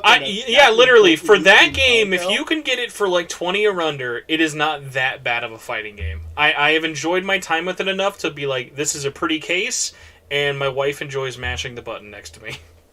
Yeah, it's something. You're there for the statue and the Steelbook, and if you want to play the game, you might as well. You already got it. I also appreciate Jump Force now after owning it, if not for the fact that it literally has one of the most insane rosters I've ever seen. Like, I knew it had a weird roster, but, like, I didn't know it had fucking, like, Dragon Quest characters. That shit's insane. Does it? It has a character from the Dragon Quest... Well, I was going to say originally it was an old anime, but it's the new Dragon Quest anime that's out now. But he was originally also from a Shonen Jump manga. He has a specific name, I'm just totally forgetting it. But yeah, there is a Dragon Quest character in fucking Jump Force. Uh-huh. Like, that game is a licensing, like, atom bomb waiting to explode also. Of, like, watch Jump Force get rare one day. Like, because, like... Yeah, I was going to say, the day Jump Force becomes rare, none of you are ready. I'll sell that in a heartbeat. Because, like, think about this, though, as well.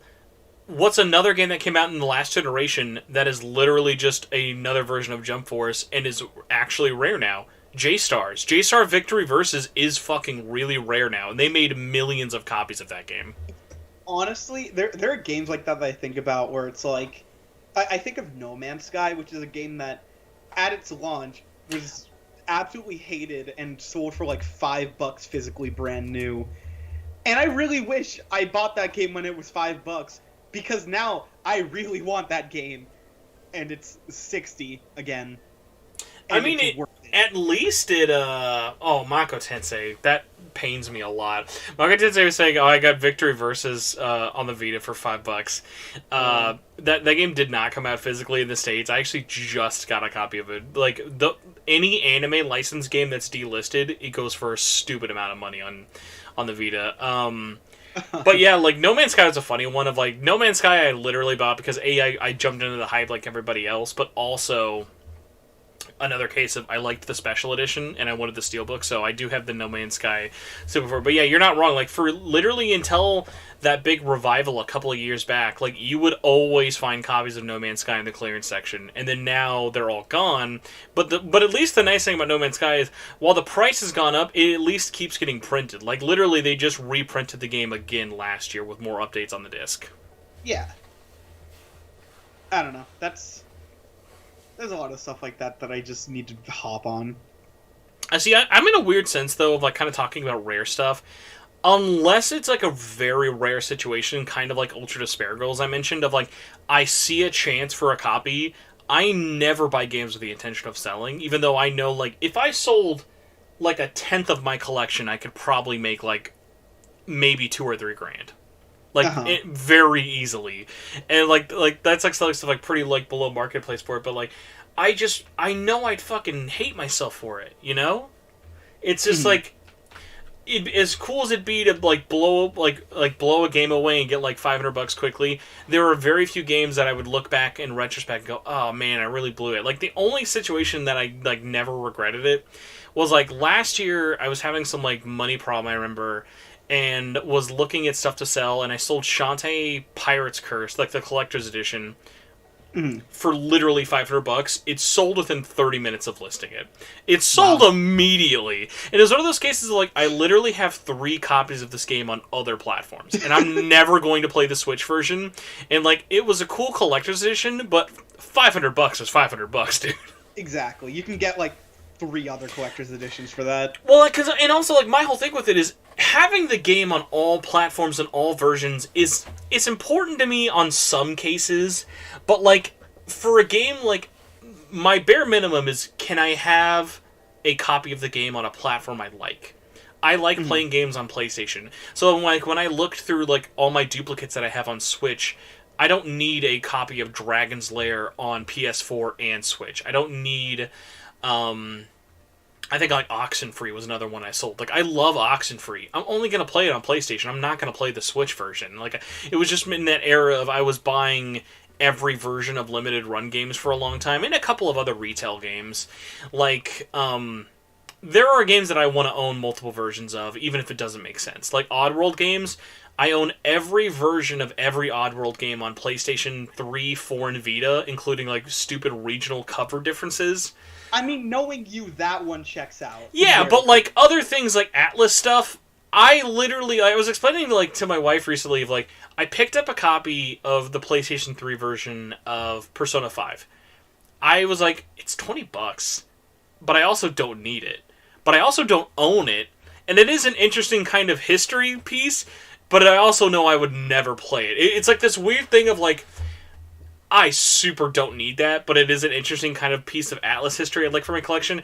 It's sort of like the only reason I bought Catherine in Persona 5 Strikers on Switch. Strikers was for the Steelbook. I would have never bought the Switch version at launch otherwise. And Catherine I literally bought for $15 on Black Friday with a coupon. Yeah. So, like, for you, I'm curious, like, do you ever get, like, re-tempted by other games? Like, because you kind of mentioned with, like, Isaac, but Isaac is something that kind of, like, goes on sale a lot for it. Of, like, are there, like, situations for you where you look at multiple versions of games or, like, nah, dude, I gotta buy every like, imagine right now you wake up the next day and Persona 5 Royal and 13 Sentinels are on every system imaginable, physically and digitally. Are you going to immediately just jump in and double dip them all? I'll take a very slight glance at my wallet. If I have the money for it, absolutely. If I don't, I'll make it work. Yeah, that's... I don't know, there are cases where I definitely have that thing where, for the most part, it's like, yeah, I just need one version, whatever. I think I have Catherine full body on both Switch and PS4 just because the PS4 version... Oh yeah, I was waiting for the Switch version to come out, and then like 2 weeks prior was my birthday, and someone was like, what game do you want? I couldn't think of anything. I just saw the Steelbook for like $20. I'm like, yeah, sure, let's get that. And then when the Switch version came out, I'm like, I'm probably just going to play it on this, and got that as well. Yeah, there are very few games, but they are there where if they have that situation, I'm definitely going to spiral to get as much of it as I can. Senorish brings up an interesting thing in chat of like, I like she's saying she'd want to do with Persona, but like you're literally talking to someone who has sold my PlayStation 1 copy of Persona 1 and 2 before. I have sold Persona 1 and Innocent Sin on PSP before. And I look at those games and I'm like, yeah, it'd be cool to have them back in my collection. But like, because the prices are so astronomical now, like, yeah, I have FOMO for selling them, but that was literally, I sold them back in the day because I was never going to afford a PS3 otherwise, outside of selling my entire collection. So, like, I have FOMO for selling them, but I also am not like I could buy Persona whatever one I'm missing, or any other weird SMT game. But because I know I don't need to play them, like, physically, it kind of, like, diminishes it a little more. Whereas, like, I don't mind just saying, oh, fuck it, I'll buy it for $10 digitally instead if I really want to play it again. Because I've already experienced those games, you know? And I know that those prices are never going to get more expensive. And if they ever really do, I'm an adult and could just save up for it. Whereas, like, I look at weird stuff. Like, I own the rarest SMT game ever, and literally no one gives a fuck about it. Like, that's like my favorite part is when I finally got my hands and did that video for Devil Survivor 2, the European version. The amount of comments I got of people saying, "Oh, I bought that for like $20 used." Of like, listen, because it's rare does not mean it's expensive. There's always that thing you have to remind people of. Expensive and rare are not the same thing. Just because, like, I think someone brought up an interesting comment of like Earthbound. Earthbound's stupid expensive. There are thousands of copies of Earthbound out there. So it's just kind of like how demand. It's just like how you justify it to yourself. Like, the 13 Sentinel Steelbook is very rare. It's not expensive, though. I've seen, like, back when I did see it a lot before the American release, maybe went for like $30 or $40, like a standard like price for an Asian Steelbook. But like now you can't find it anymore because the one or two extras that were on Western shops and stuff are all kind of gone. I could do the extra like legwork to really get it if I want, but I'm also like, I have other stuff I could like afford. It's like I know there is a Steelbook case, not a like normal Steelbook though, for Ultra Despair Girls, to kind of bring it back to that. It was exclusive to South Korea, and like I have a way to get it. It's just I have to go through so many different stupid proxies and like shipping service things for it. I'm like, I'll do it one day, but it's just it was like I would need so much mental gymnastics to do it that I'm already like essentially a box. Well, I mean, I want it. It's like I love Danganronpa, I love Steelbooks. It's an official thing, and it's a weird fucking Vita thing. And God knows we have enough stuff from Korea in this house, anyways. We might not add more, but it's like it's one of those ones of I am a stupid collector, but I am at least smart in the sense of I know the difference between I've got to buy this now because I know I'll never be able to find it again, or I'm fine maybe paying a little bit more and waiting later. Yeah. Do you have anything, by the way, for yourself of like any like FOMO moments, whether it be you sold something like either because you had to or passed up on buying something and were like, oh god, what's fucking wrong with me? Okay, because when Q2 released, that was a big one where I feel like I should have definitely known, but I was definitely a lot more ignorant on stuff before when, you know, one of the last 3DS games, I was like, well, I mean, Q2 looks cool, but, you know, it's getting made, whatever. I can buy it later. It's fine. It's a 3DS game. When have you ever seen a rare 3DS game? Exactly. Famous last words before 2020.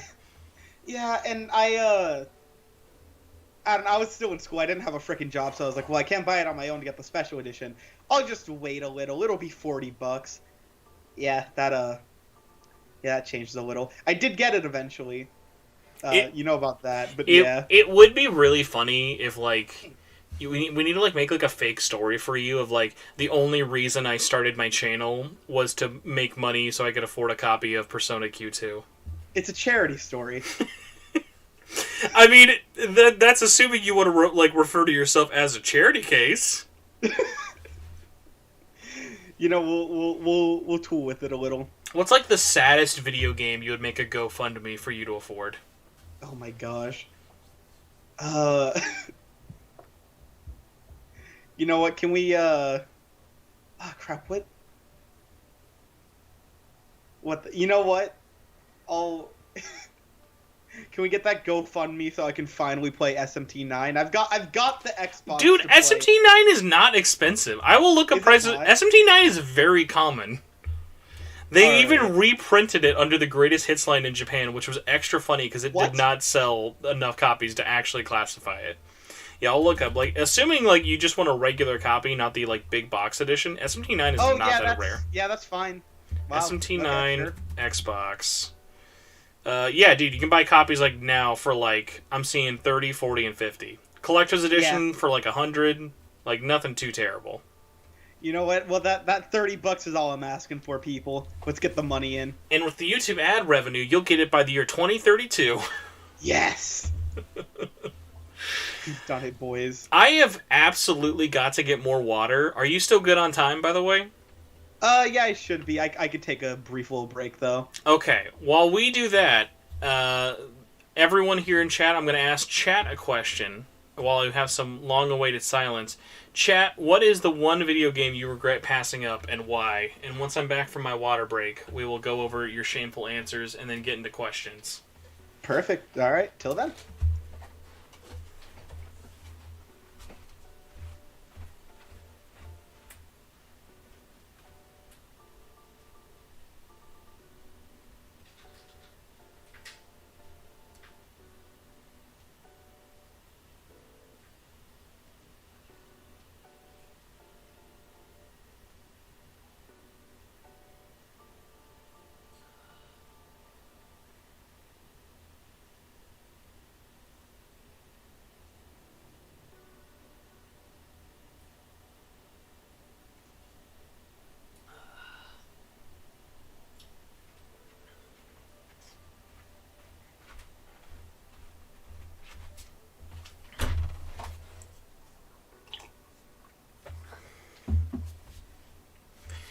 Woo! Alright. I am back. I don't know if I'm the only one, though. Oh, man. The physical copy of Persona 3P I saw for... I cannot believe someone... Is Persona 3 Portable still that expensive? That's like when I never sold, thank God. I cannot imagine Persona 3 Portable is that expensive. Persona 3 Portable... Alright, we're back. Okay, I'm seeing Persona 3 Portable copies going for, like, not horrendous copy. Like, obviously, hundreds of dollars is bad, but, like, oh, hold on. Okay, I'm seeing early bids. What has it been sold for? Let's go to this horrible fact. Oh, why does eBay's website confuse me so greatly compared... Here we go, sold. Sold English copy, $190. A lot of Japanese copies. $200 for the UMD only. Whatever poor bastard did that, I am truly sorry for you. Gosh. Also, I did see Jocelyn saying she's mad she didn't get the Steelbook for Royal. I don't think that actually goes that much. That is not rare, by the way. I still see copies of that. Like, so yeah, if you are wanting like even the P5 Steelbook, like for the launch version on PS4, like those are pretty plentiful. Like that was that whole first batch. Mm-hmm. Oh wow, I didn't. How much have you seen the Striker Steelbooks go for like the Switch versions? They've really been fluctuating. Let me go check. That's the thing, because I was shocked. I thought they had been up, and I just found, like, no game kind of what you expect for this stuff, but, like, just the Striker Steelbook for Switch is $20. Yeah, the Switch one, remember, got way more printed. It's like... it was the inverse. Yeah, right. Switch is 4 out of every 5 versions. PS4 one is the rarer one. But yeah, prices started going down. Let's go... Yeah, I see tons of Switch copies. I very rarely see... PS4 ones ever pop up though. Persona 5 Strikers would help. $100, $80. God help, not God help, but God bless the man I literally begged on eBay. Like the first, no, it wasn't the first one. The second person to put a copy up on eBay, I literally was like begging. I was like, dude, whatever the lowest price I can get from you for this, I will gladly pay for it. Because it was like, I had just found out my copy got canceled, so I was like, I'll suck a mean dick to get this thing. Also, I do love the internet trying to cheat me. So I so I get a little link on Google where it's like, yeah, Persona 5 Royal Fan of These Edition for $10. Is it And just I'm like, is oh, it just the box? well, no, because again, the image it's using is like the steelbook, the mask, the disc, the art book, and I click on the link and it's Persona 5 on the it's vanilla P5 on the shop online, half off for $10. I will say this to the person who was looking for the Royal Steelbook, and if anyone's looking for the vanilla P5 Steelbook, don't specifically look for just the name of it with Steelbook. Because you have to remember every launch copy came with it. Just look for people, like places like Facebook Marketplace or Mercari might be a better place than eBay. Because you have way less people there looking to like kind of price gouge you there. Oh my god, literally someone is selling just the dynamic theme for $14. Also, $4 shipping. You can't just send me the code on the bag. You gotta ship the little piece of paper to me. Thank you, person. That is beautiful. Fun fact for the Royal folks. Yeah, so those dynamic themes you get with the, I guess, launch edition, that theme is nowhere near as good as the free ones you can get if you just do a little bit of research. Joke's on you. I reviewed the game, and I beat it before Sony recognized me as getting them, and I'm too lazy to contact them. I got them all eventually. It was just like weird hoops. They Cheapest copy I found, as of right now on eBay, $28 for... That's weird. It's the Steelbook only. It's like not terrible for $28, but no game. I'm like... Really? Like, you couldn't just throw in the... Like, no offense, Persona 5 Royal is not rare. No. That's a weird thing to cheap out on, but hey, that's eBay. But yeah, little tip if you're ever looking for things that were like pre-order bonuses, just look for people selling the game. Most time, people won't try to upcharge you for it unless you're specifically looking for it. Yeah. So... We need to get into questions, because we can only go so long. But before we get into official questions, it's time for round 2. Oh gosh, he's coming back. Of hard and uncomfortable questions for Ozzy. Mm-hmm. This one's going to be really tough, so I hope you're ready. Okay, of course. Of course. Fuck, marry, or kill. Tuba, Atticus, Orver, Alan Dracula. Ah, crap.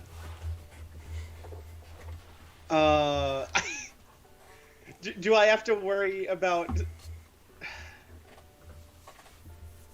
Okay, I'm not gonna clarify any of these. I hate this question. It's a good response from Mert. Oh my gosh. So what was it? Tuba. Sorry, let me rephrase the question. This should make it a little bit more on brand. We are talking about like a children's show. Fuck, marry, or wheel. That's what I should have said. Atticus. Sorry, literally. Atticus, Tuba, or Alan Dracula. I don't. For everyone's sake, I'm not gonna explain. I'm gonna not explain one of them. I'll kill Tuba. No! Yeah. No! Yeah. I'll marry Atticus because there's a whole kingdom waiting for me there, and I guess Alan Dracula can transform into a normal shape if need be. You're literally gonna turn Alan Dracula into an Onahole for you, is what you're saying. Oh my gosh, no. Alan Dracula, if you enjoyed having that parasite inside of your body, you'll love having Adam. Oh my, Michelle, I know you're still watching. Is there any way you can find?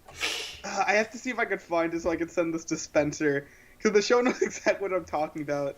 There is an edit that our friend Amber made out of the blue when that episode released of the parasite, but it just has the Aussie hair on it. Do you like want to explain yourself, by the way, of like why you just immediately wheel Tuba with no explanation as to why? No, I don't think I will. Oh my god. It's because you hate moms. That's the real reason, isn't it? Listen, I'm just saying there's some things I've already accepted. Don't make me think about it again. I appreciate your commitment to being a fellow king of the Kingdom of Cordania. That's a good choice, though. They've got sunbeams for us. Don't worry. And I am glad you very much enjoyed the show going through it, though. I will say, when I saw Alan Dracula, I thought that might make Mary lose it. I wasn't sure if she could get into that as much as a corgi. Like a cute dog is one thing, but like a magical, reasonless, shape-shifting deer is a lot harder. Also, just so everyone knows, I'm not a monster. Guarantee, I 100% cried in book 3 because of Tuba multiple times. Man, what was your favorite season overall? We'll get into that in the end. I want to have a no holds bar quickie talk about it with you because I feel like it's not fair. But at least I didn't include Kez. That would have either been really easy or really hard. But yes, that was part 2 of your hard question. So of course, let everyone know that that's not even the worst this will get. So, we've got questions. If anyone in chat has questions for us outside of why do I ask such terrible questions, feel free to ask in the YouTube chat now. And if you're NP and don't know who any of these characters are, consider yourself lucky. You're not missing out on that question. Don't worry about it. Just start an HBO Max trial and just watch it all in 2 days. Yeah, it's a fun show for kids. It's got dogs and robots and trains and mysteries. Mm-hmm. And a lot of Australian people. Yeah. Okay, so, outside of all the people who want to interact with my random tweets way more than I would have thought, let's go to the questions post. This first question comes from Twitter, and is by Mirth. Mirth says, welcome to the pain that is loving Infinity Train. Get comfortable because the wait for Book 5 is endless. Seriously, though, great show. Next one comes from M. Rylu, who says, I'll make it simple. Since Persona 3 Fez is having its birthday today for the Japanese release, what is your favorite thing about the game and why? Do you have anything you want to pick first, or do you want me to go first? You can go if you'd like. I love the gameplay additions that it made. I think it made a lot of quality of life features in the social limb stuff almost impossible to go back to. Going back, there's a reason vanilla P3 is not really that coveted after. It's all of the quality of life changes that Fez added for P3 is great. But that being said, if I wasn't in such a good celebratory mood, I was so ready to make a dumb meme. I might even do it tomorrow, but I wasn't sure. But have you seen that Twitter trend of doing a meme of it's Hank from Breaking Bad either smiling or having super mad face? I was gonna do playing Persona 3 Fez, and then the mad one was playing Persona 3 The Answer.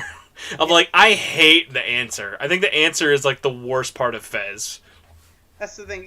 If I have to give compliments to Fez, 'cause that's the thing. They say what do you like about Fez, and it's not that different from, if you ignore The Answer, it's not that different from Vanilla P3, which is kind of why Vanilla P3 is completely irrelevant, because Fez is just that game with a bit more. There's nothing really lost between them, when you go to the next one. If I have to give any compliment besides just repeating what you said, I think aspects of The Answer story are good. Mm-hmm. And I'll leave it there. Yeah, I definitely appreciate a lot of the story stuff it had. Almost all of my complaints are from gameplay additions. It's well, it's 30 hours of tedium to hear a 3 or 4 hour story. It's literally the equivalent of taking a OVA and turning it into it's think the complaint that people had when they made The Hobbit 2 movies, and then you find out it's 3 movies. It's you really didn't have to. You didn't have to do this much, guys. I'm thinking about the fact that The Answer is literally longer than any of the first 3 Persona games. For literally no reason. Yep. Oh my gosh. And it's not fun. Speaking of things that are fun, the SMTN Discord had some questions for us. Our first question comes from Wu-Tang Clan. Says, this is a tough one, are you going to buy the Shrek 4K 20th Anniversary Steelbook? Is that an actual thing? Yes, Shrek turns 20 this year, and there is a Best Buy exclusive Steelbook for the 20th Anniversary 4K Blu-ray. I'm not gonna lie. My brother is very much like a movie fanatic. I might just get him that for whenever it comes out and just save it as like a birthday or Christmas gift. I don't know. Only if you like find a way to make it like as soon as he opens it, a endless loop of All-Star plays until he destroys the music box. I'll get one of those cards that like you can record your own message and it just loops, and I'll just stick that into the box. Next question by Fahip says, what are more ports we can expect to come to Steam, and will they be the same quality as P4G? I don't know. Like I that's kind of the cop-out answer. Atlus's Steam approach has been a little weird. They've made it pretty clear in general, like, they are definitely willing to port more stuff. I just have no clue what that would be.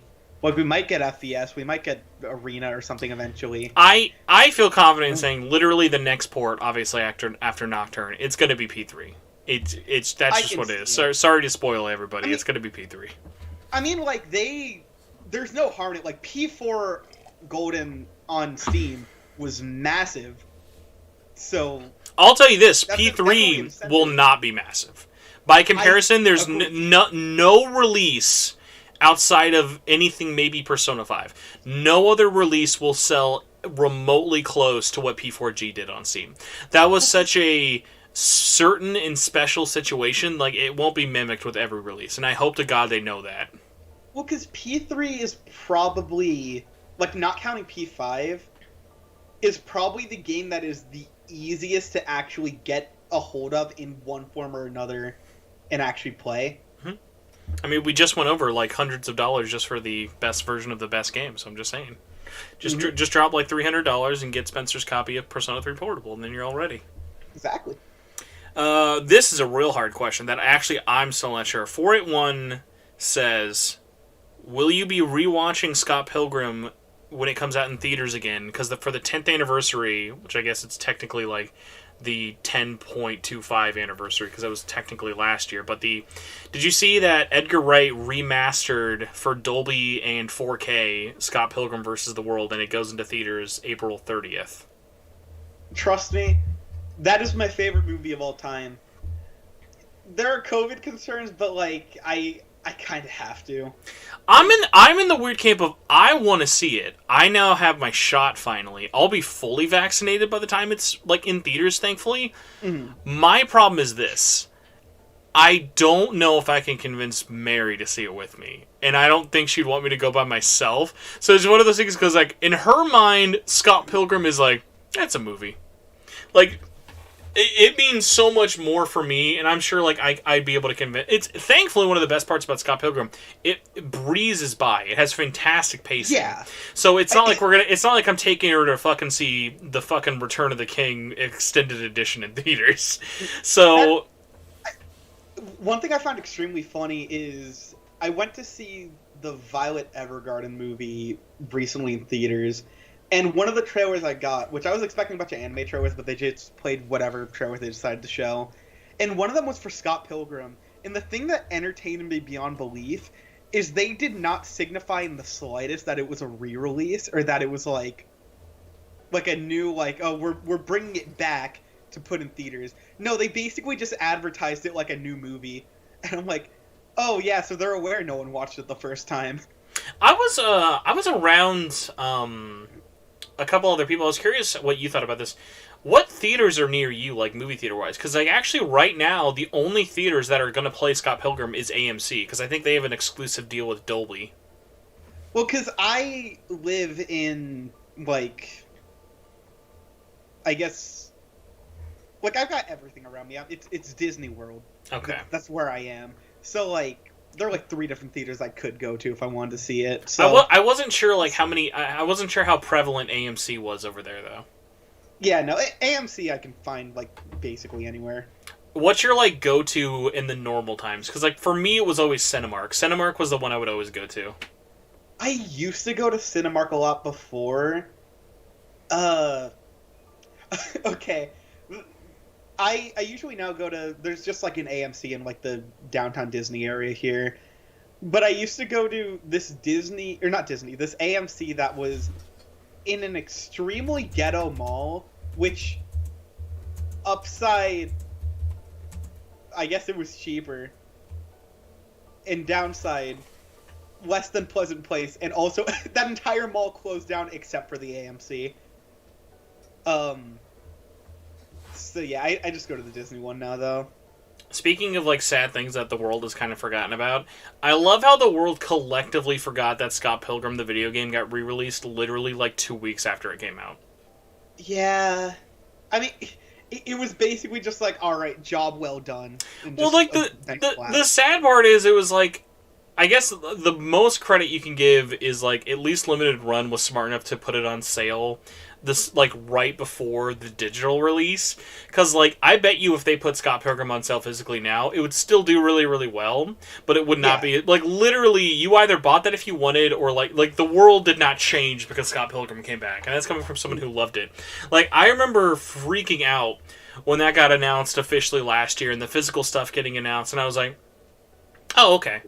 Well, Oh no, it's just so funny. Like for me, as someone who's such a diehard Scott Pilgrim fan, I went from I'm gonna buy fucking everything for that game's re-release to I'll just wait till it's at Best Buy. I didn't even pre-order the game. I was just like, I'll be able to find it. Don't worry. No, yeah, I was in the same boat for that entire mindset. Yeah, Michelle, we definitely need to finish Scott Pilgrim soon. But what the heck was I gonna say? I think I lost it. Maybe talking about the game and not a lot of people talking afterwards. Yeah, so with that game, I do remember the big thing with it that always was a little disheartening to me was when people would talk about the game before it was announced it was coming back, and again, when everyone forgot, was, man, look at this entire game that's completely lost to time, and it was this niche beat 'em up, whatever. And that was all they cared about, and even after release, people were like, okay, problem solved, the game exists again. And I'm like, personally, I find the actual development history behind that game infinitely more interesting than the fact that it didn't exist for a while. Yeah, like, there are now more people interested in that Teenage Mutant Ninja Turtles beat 'em up now than Scott Pilgrim. Yeah, which that also looks neat. But I think... Because how long was that Scott Pilgrim game even in development? It was like 6 months? Yeah, literally less than a year of dev time. Yeah, that game is crazy if you look up like anything about the dev for it. Next question, also about movie theaters. Are you going to be, or is it not, are you interested in the Demon Slayer movie coming out this Friday? And also, do you have any, what are your favorite seasons from Infinity Train? Mine was book 2. This is from Zorosimp. Demon Slayer, don't care. So, I've never seen it. I just recently saw the first episode.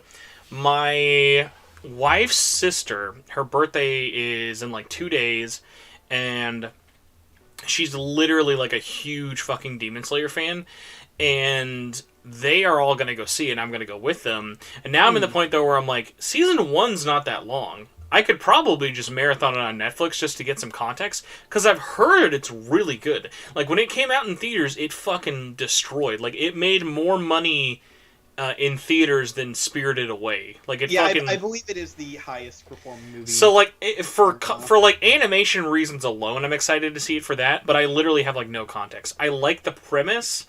I really love that it's a series that's done, so I'm glad they're taking their time with it. So, like, the manga is all done, so there's nothing really, like, to worry about that much with it. Yeah. So, I'm interested with it. At the very least, it's very rare that my wife wants to see an animated movie that I haven't told her about, so at the very least, I'll just take it along and have fun there. With the Infinity Train question, though, I thought you said it was, but what was your favorite season and why? For me, it's by far season 3. I think it is very much justified to find any season your favorite, like 1 through 4. for me personally, though, season 3 has the best characters, some of the best arcs, by a mile darkest moments, and by extension, some of the most emotional moments, and absolutely has my favorite climax out of any of the seasons. Book 2 is close on that front, but Book 3 just edges each other season out by just a bit. Okay. In, like, every category. It may be controversial, because I even actually voted in Michelle's poll for this on Twitter.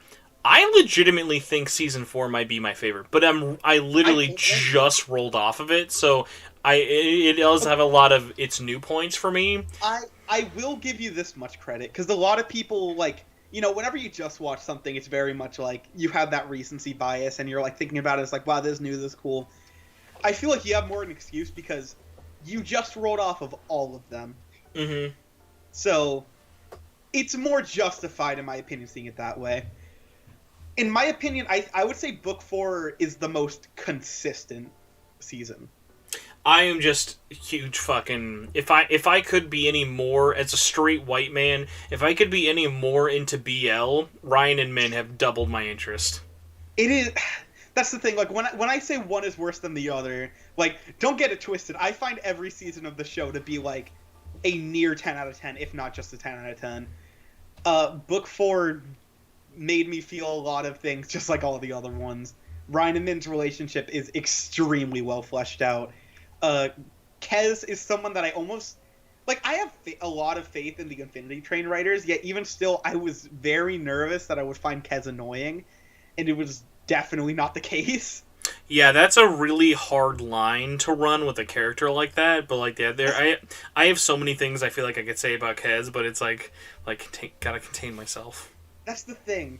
The fact that you can have a character like that break the tension of a scene by screaming constantly in another room, and I don't find that the most obnoxious thing ever, and actually love that. It's like, how do you make the Dumb and Dumber scene of the you want to hear the most annoying sound in the world be heartening? Oh my gosh. We have 2 more questions before we start wrapping up. First is from Oliver James. He says, how do you think Atlus's lineup looks for the holiday season 2021 and 2022? Having SMT5 as well as the 25th anniversary of Persona in mind, do you have any speculations like a Persona 3 remastered? No. I mean, specifically no to that one. No, just no to everything. I don't think anything's happening this year. Honestly, like, I've had my phases where it's, like, heavy speculation to none. I'm, like, trending back towards none, where I'm like, I'll see what happens. I, like, simultaneously know Atlus won't let me down, but that whatever they do is a potential letdown with certain things, aside from, like, a lot of mainline stuff, so... I don't know. A lot of Atlus releases are, like, weird caveats in terms of what they release and how they release it. I'm just gonna wait for SMT5 and see what happens. If they announce Persona 6 or P5 Arena or whatever, cool, nice, I'm gonna buy it. I don't know, I'm not too impatient about any of it. So, NP in the chat, thankfully, was nice enough to remind me to do my own job. I got so flabbergasted by the idea of a $3,000 copy of Persona 3 Portable, I never told anyone else's copies of FOMO games that they all have. So, shout-outs to everyone who dropped their FOMOs, and also a quick question that I'll very quickly answer by Demicro. What will release first, Jack Bros Remake or SMT9 Remake? I gotta go Jack Bros. No, I gotta just go Jack Bros, because literally every week Demicro asks for it, and he's willing it into existence unlike anything I've ever seen in my life. I don't know, it could be a Streisand effect situation. Every time he asks for it, it just drifts a little further away. No way. Although I will say, talking about Jack Bros, I love when, like, Scott the Woz mentioned Jack Bros in his videos. I had so many people go up to me like, dude, he spent $2,000! I can't believe Scott the Woz spent $2,000 on this game, dude. Scott the Woz makes $2,000 every fucking week and then some. That dude is not, like, stupid rich, but that dude does really well. No offense. There's a reason, like, guys, he didn't own every Virtual Boy game before that video. He bought every Virtual Boy game for that video. That's the thing, like, because I made my own thing where I'm like, yeah, I'm thinking about the fact that he bought this, and it was less so that he spent $2,000 on a game, especially let alone a Virtual Boy game. It was more so based on a lot of the stuff on this list. I can't believe Scott specifically bought a Megami Tensei game for $2,000 for the Virtual Boy. I just really need Scott the Waz's Vita video to ever happen, because literally his only, like, his Vita collection, if I'm not mistaken, is Little Big Planet Vita and Tetris Ultimate. Which is kind of like... It's half good. No, Tetris Ultimate's the bad one. That's the Ubisoft one that's really bad, yeah. Okay. Puyo Puyo Tetris is the good Tetris on Vita. You're right. Oh, crap, that wasn't... Yeah.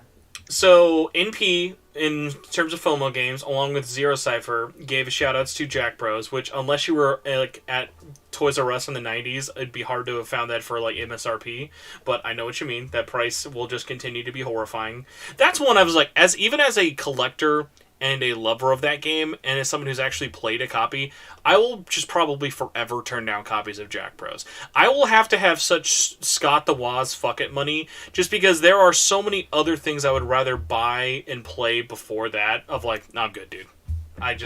Jack Bros is a great piece of history and a fun novelty, but I will never need it in my collection, and even if I, like, never have it, I think I'll be very fine. All my 19,000 Disney Infinity figures instead to keep me company.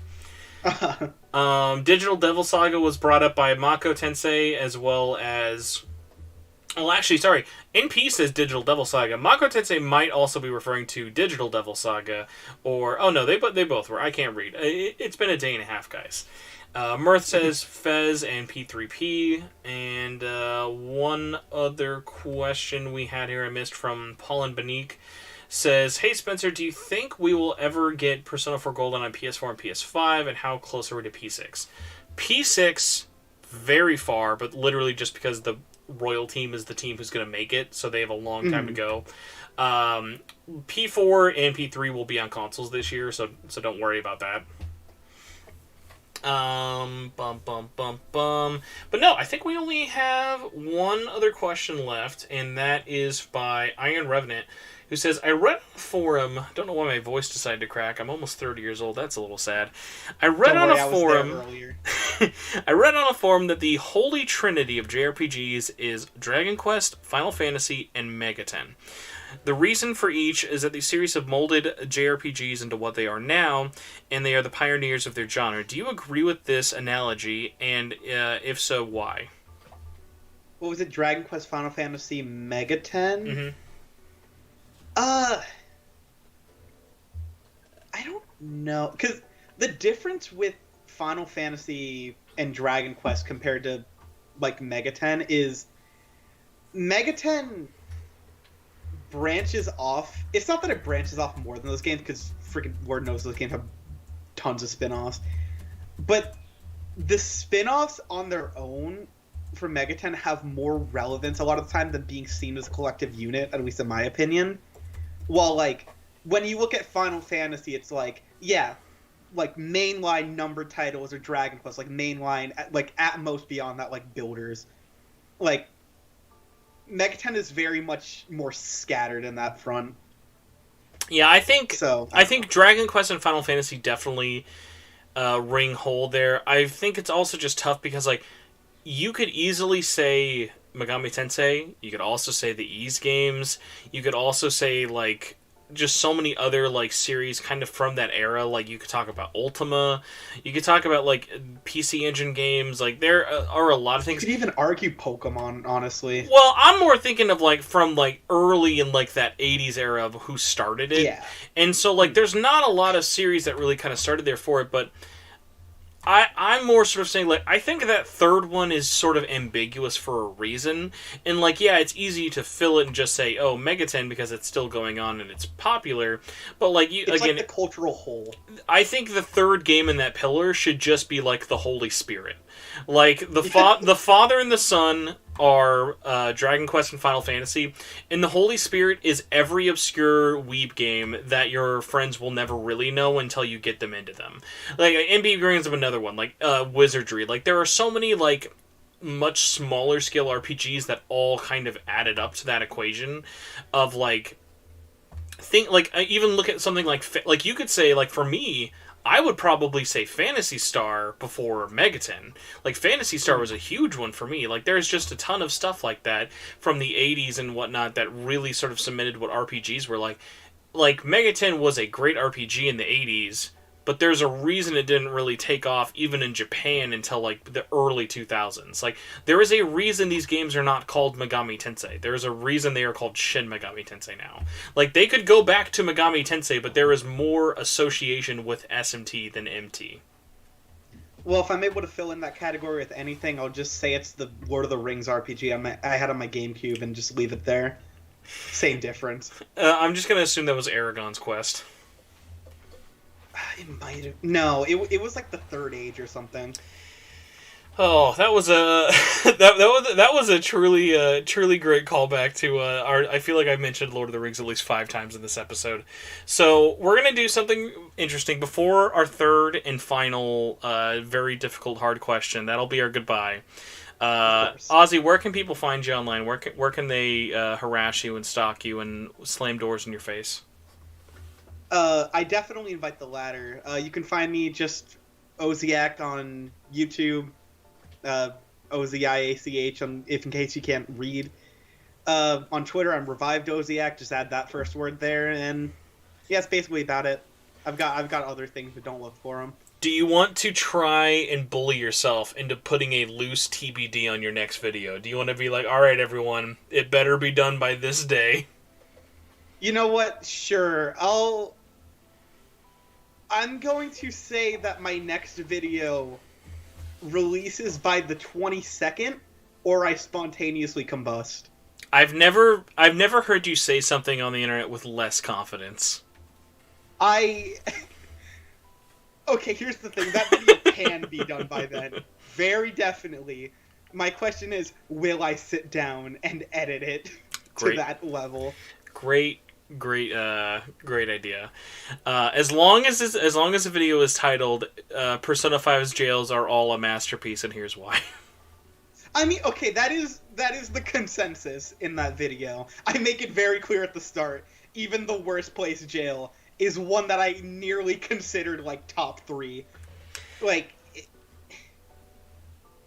it's a good time. It's a good... is it funny to think that, like, you recorded the audio for that, like, almost a month ago? Actually, no, it's probably over a month ago now, right? I recorded the audio for that one, yeah, over a month ago, and all of my audio got deleted. All of Michelle's is fine, because she's part of that now. Much like the beginning of this video, it's just half of the person talking, yet no one. Yeah, that's the thing, because when...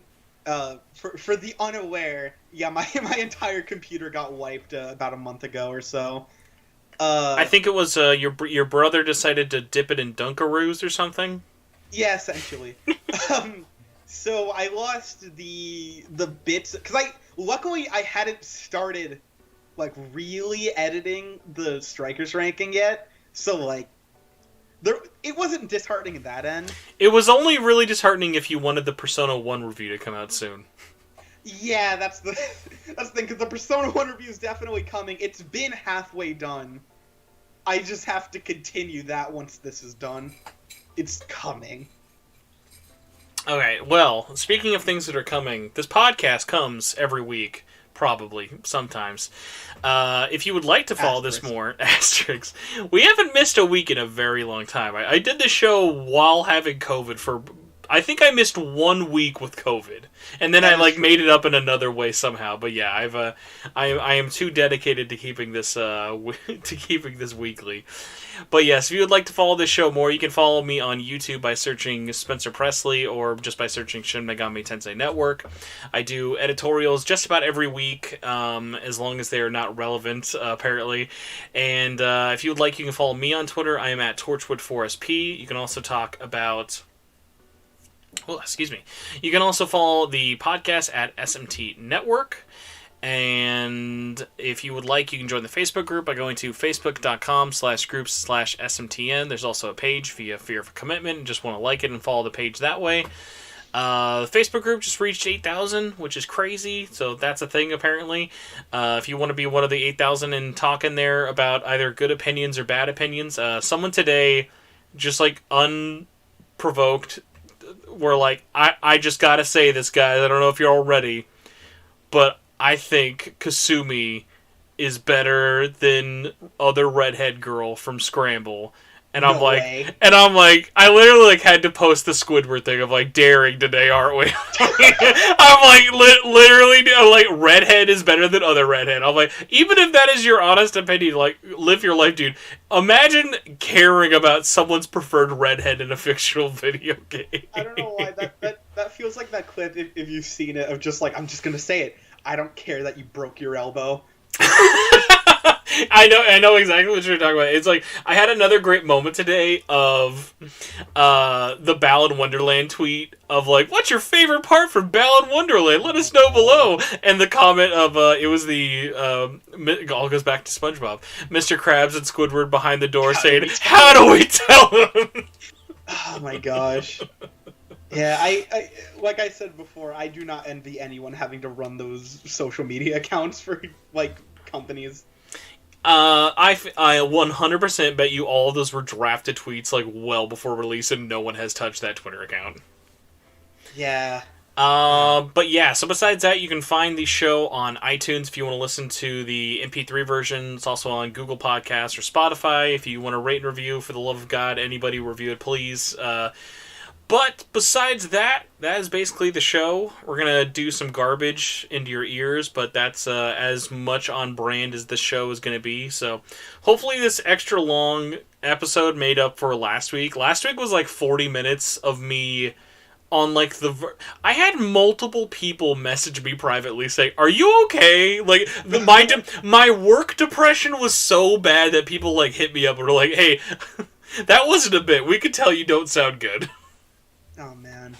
So, all I'm saying, if you ever need to pad out an episode a bit, just throw me in here and it'll add an extra hour and a half. Hey, I know you want to get that video done, but I need you for at least 3 hours. I need you just sit down here and just open your mouth hole. So we're gonna say goodbye, and then the final question of your doom will be here. But either way, we have to say goodbye for the normal people. So goodbye, normal people. Goodbye. All right, now for all the weirdos. Final question time. Mm-hmm. Why do you have the worst opinion on Twitter last night? I'm gonna pull this up. Yeah, I bet you don't even know what you're talking about. I bet you don't even know which one I'm talking about. I think you're probably like, is this the one about Angelica from Rugrats? Is this the one about Tommy Pickles from All Grown Up? I just don't know. I'm gonna pull it up right now. Scroll past all the porn. Don't look at his likes. He's got a lot of... Oh, he's done a lot of tweets. He's a busy boy.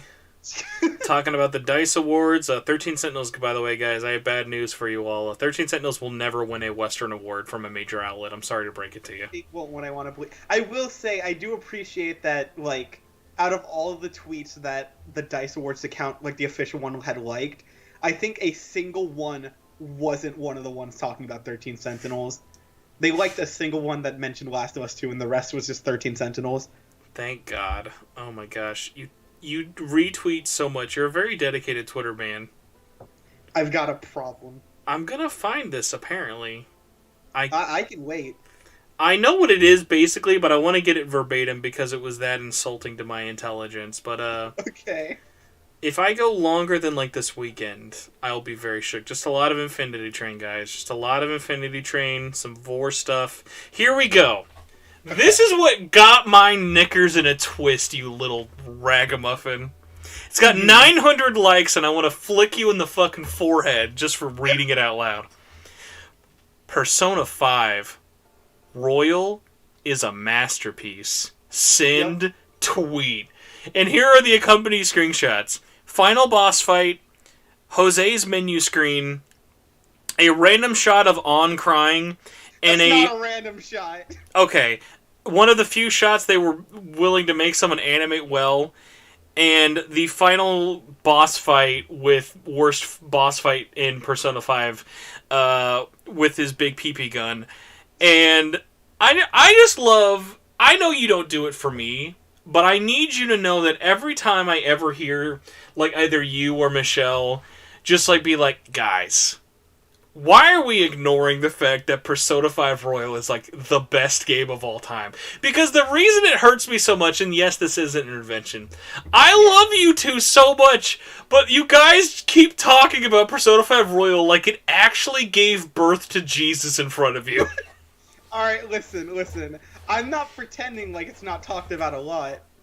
All I'm saying is, the people who are talking about it a lot is us, if that helps frame it. I feel like I'm taking crazy pills. It's like, this also kind of goes to the 13 Sentinels thing of, you know how, like, I'm also a pretty big advocate of 13 Sentinels?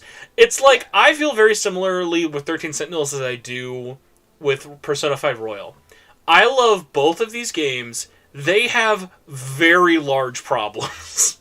Like, neither game is perfect. I don't think it was you. I think it was Michelle did, like, something, because Michelle I'll give Michelle, like, if Michelle wasn't as genuine as I know she is, someone might actually think, it's a gimmick account. That is how serious Michelle loves Persona 5. I mean, I'm pretty close. I'll give that much. But, like, you don't do multi-tweet threads of, like, listen, I found a random quote retweet. I gotta break this down. I'm gonna ratio myself with these tweets tonight. Okay, the difference is when I've got that strong of an opinion about Persona, I'm like, well, here's a video idea, and then I move on, and then I don't make the video. Man, wait till you guys hear my thoughts on Persona 1, guys. It will be the timeliest, ripest fruit in the whole orchard. But no, like, so, like... I'm gonna make a video on Memento's depths, and you'll at least almost understand my perspective on why I think it's really good. It's literally the worst part of the game. Literally, it was so bad, they didn't even change it for Royal. That's how bad it is. I mean, it's short. Actually, they did change a little bit. Yeah, they added a fucking grappling hook treasure chest that I gladfully did not pick up. See, this is how I know you don't know the game as well as I do. They also added treasure boxes that you can break to get treasure, because now in third semester you can actually sell them. Ooh. Listen, I'm aware of that. That's like expecting someone to talk about selling clothes in a Persona 5 Royal review. It's like, did you guys know you can recycle and sell those clothes now in the new town? No one talked about that. No one talked about that. Listen. I'm the guy who capstoned one of my, like, biggest videos with me shrieking at the top of my lungs about spinning cards on a friggin' handrail. Alright? That's all I'm saying. I want you guys to know that I would rather watch a random guy walk up to me and do a tech deck kickflip than ever touch Memento's depths again. Well, that'd be sick, though. It's just like, and like, remember, I like this game a lot. I'm currently rereading and experiencing the story of Persona 5 for the fucking 5th time. I should hate this story because of how much I've experienced it over the last year and a half. I love the Persona 5 manga. It's getting really, really fucking good. Like, the newest stuff that they're doing is some fucking, like, peak, like, storytelling stuff. But, like, it's just the funny stuff of, like, I think going back to, like, the Michelle thing, I saw, like, Michelle do this once, and I just didn't have the mental energy to do it, just because God knows I can't make a fucking, like, I can't make an argument in one tweet. If I do an argument, I either have to talk to the person, or it's gonna be a goddamn essay, and I never have the energy for it. But what was so funny was, like, Michelle, like, I think did a tweet, like, let's be honest, guys. Name one complaint with Persona 5. I'm like, you can't think of one? You played the whole game. I know you guys are being, like, I know you guys love this game, and that's fine. I'm not saying you can't love this game. I can't say you can't say it's, like, your favorite game of all time. But you can't... I do have criticism. You can't go, guys, there's no mistakes in this game. We do have criticisms of the game. It's just, like, to put in perspective, one, for all the good stuff we like, both of us can very much explain it, which, not trying to invalidate a lot of other opinions, but there is a very much, like, a strong case of, for a lot of people, I like this thing because I like it, which is fine. But if it comes to debate, we can definitely rationalize it. And the flip side, like, it's one of those cases where the flaws that we do see are so minimal, which I know you disagree with, but how we see it are so minimal in how it all comes together that it doesn't make a difference. I have a complaint that I definitely thought of as a joke, but I also do find it funny. Complaint with Persona 5 and Royal. It doesn't have the song Counter-Strike on the soundtrack. That's an immediate strike. That's true. I can't argue with that one. What do? So yeah, like I wish you were known, or not even like I wish you were known for it. I wish you would talk about, like, because I feel like literally, I'm not saying you are a one-trick pony. I think that I hate that the only video you've ever really complained about was just the palaces. I would love for you to just find one thing in Persona 5 and go, you know what really grinds my gears is, like, just take a really stupid tiny thing. Like my tiny dumb thing is like, well, Mementos isn't like a tiny thing. I'm like, of a tiny dumb thing that definitely doesn't need to be there. I don't like how compressed the audio is when you press the touchpad in Mementos. I mean, that's just like a fucking PlayStation speaker thingy. But, like, literally other little ones of, like, here's a tiny one that always bugs me more than I think it ever bugged anyone else. I'll always think the Velvet Room challenge battles are, like, the biggest fucking rip-off scheme of all time. Okay, I agree with that. I was talking about... Mirth, we are not going to bring up the SIU director because that's like saying bread is boring. No, I did a stream with, I don't know if you know who Nam's Compendium is or not. He was in the chat earlier, but he was streaming Mementos earlier, and at the end he did a couple of the Royal challenges, and I was telling him, like, I think the challenge battles that come in the base game are really fun. I'm sorry, do you mean the one battle that comes with the game? There's one battle that comes with the game. I thought there were a couple. Literally one, and 6 of the 7 are DLC. There is one. Regardless, I think it's fun. I think what they're given there is fun. When you get to the DLC ones, I think the other ones are, like, fine. Until you get to... And I hate that this is the one that everyone wants. The P3 and P4 fights are garbage. They're so bad. They're literally just there for fan service. The whole point of it is it's like, oh, it's cool to do that. Like, you don't hear people talk about fighting Atlus as DLC. That's the thing. Like, I'm happy for you. You get to see, like, Minato, Makoto, whatever, in 3D, in HD, in a mainline game. You get to see Narukami again in HD, in a mainline game. And you get to hear their themes while you fight them. When they switch their personas, their weakness changes. That's cool. But with how the challenge battles actually function, it is the least fun thing in that entire game. It is so unfun. So I know what you were talking about, like, little nitpick things. Well, like, I think, like, story ones, I was getting because weird of, like, with how much discussion P5 always gets, and even Royal, the one thing with the story that will just always, like, it basically is the equivalent of, like, making me go, like, unironically, is anything to do with Sai's flashbacks. I think the whole flashback interrogation room thing is done so bad that literally when they implement it in volume 6 of the manga, so like about a third of the way through the story, they finally implement that you're being interrogated. They literally do it for 2 pages, and then they don't do it anymore. Which is like, I get that the artist was probably like, I guess I have to do this, because otherwise Sai is literally never in the story. Like, outside of her own jail. Like, she gets, like, no character progression outside of the occasional terrible flashback. But the reason why I hate the flashback motif in terms of storytelling, and I wish more people would talk about it, that entire... It spoils a lot. It spoils! For no reason! Like, why should you have to go into the 4th jail knowing who dies? Yeah, okay, what the heck was I gonna say? I love the flashbacks. No. I am definitely critical of those. I get why they're there because lazy storytelling. For a game that's long, lazy. You kind of do need. It's lazy. It's also insulting because I don't think it's the best way at all. It's also insulting though because, like, I hate calling it lazy because when the story is done well, it's really good. So, like, if it had the confidence, because like I mentioned, we went all the way up until Makoto's dungeon being done before ever introducing the flashback mechanic in the manga, and it never felt worse without it. Like, well, that's the thing, because the manga's a lot quicker to read than... Bro, it's 2021, and in Japan they just finished Futaba's Palace. They are not fast with anything. This manga's been going on since 2016. I mean, like, if you were to read it start to finish when it's done, it's different.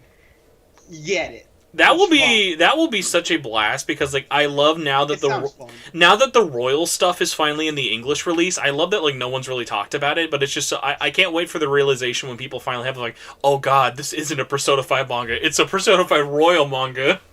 Yeah, and I'm excited for that, but I don't know. I have issues with it. I get why it's there, but I do have issues with it. See, then that like goes to the thing of like I love talking about games that aren't perfect. I would say famously, but like not enough people care about me to ever hold me accountable for things I say.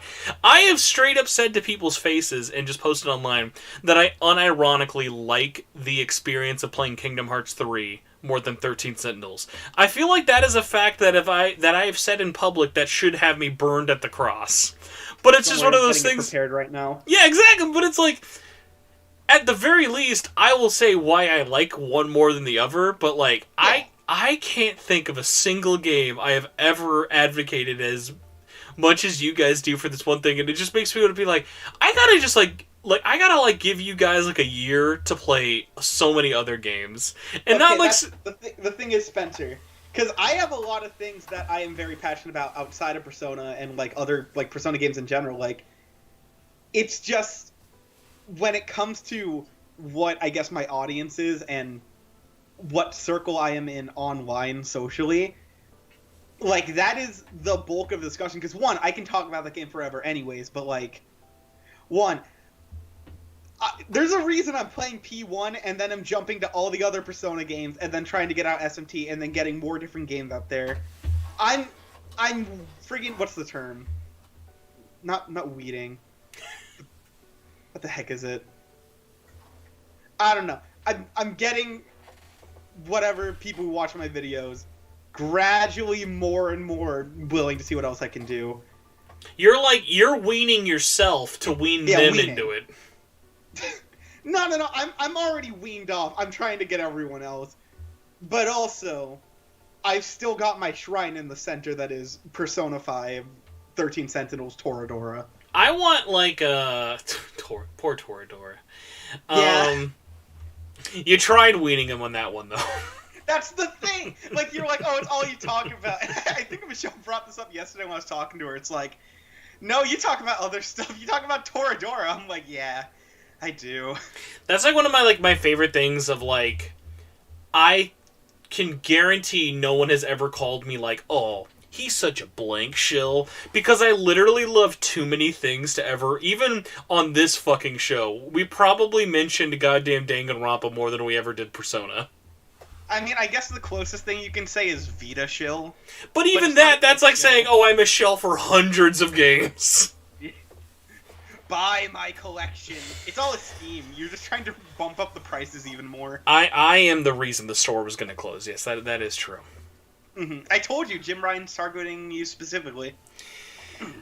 So yeah, that was just one of those funny things of like, I love you guys so much, but whatever I see like you guys do, the like this, like, man, I cannot tell you how much this game is a masterpiece. And it's literally, I literally think as I get older or see more like videos on it, because I think it was like, speaking of Nam, like Nam, I think either the thumbnail or the actual title of his Q review is like, Persona Q is a massive disappointment. I'm like, are we fucking talking about Atari on the fucking, like the Atari ET or something? Like, I feel like these are, like, very gross extremes to be talking about this crossover game from fucking 7 years ago. I mean, whatever gets people to click, I don't know. I just am always in, like, such a weird thing of, like... I will say, it is funny, like, a lot of the times, there is a very clear disparity between thumbnails and titles, which, you know, I relate to, like, making videos myself, like, a lot of creators can attest to that. But I do love seeing the difference of how to bring people in, and then the actual title where I believe the title of his is just Missed Potential. Mm-hmm. And then, yeah, in massive letters, a massive disappointment. Which, no hate to Nam, because I 100% get it, and I probably would have done something similar. Well, like, it's also just one of those funny things of, like, I love... Because, like, especially with Persona Q, I can totally get it. Because it's just such a... It is a different kind of thing. They didn't just make, it's Persona on the 3DS. It's a very different kind of game. So, like, yeah. I get it if someone's not, like, a fan of it. I always just find it funny, like, for the... It's like something when I saw come up with when I was talking to some people when Strikers came out, and people I know who actively don't like Persona 5 playing it just so they could trash on it, and I'm like, that's strange. I just don't like. I can't think of something that I don't like that I wouldn't like play, but it's like. Because I'm into so many things, but it's just so weird. Like, I can't understand mentally being like... That's like... I think the analogy I used like a week or two ago was... That's like seeing The Matrix 2 and saying, this sucks! And then reviewing Matrix 3 the first day it comes out. Okay, I don't know, because, like... For me, that kind of gets on something I wanted to mention earlier, where you were asking, like, yeah, why don't you make another video? It's like, yeah, this specific thing I hate. I just...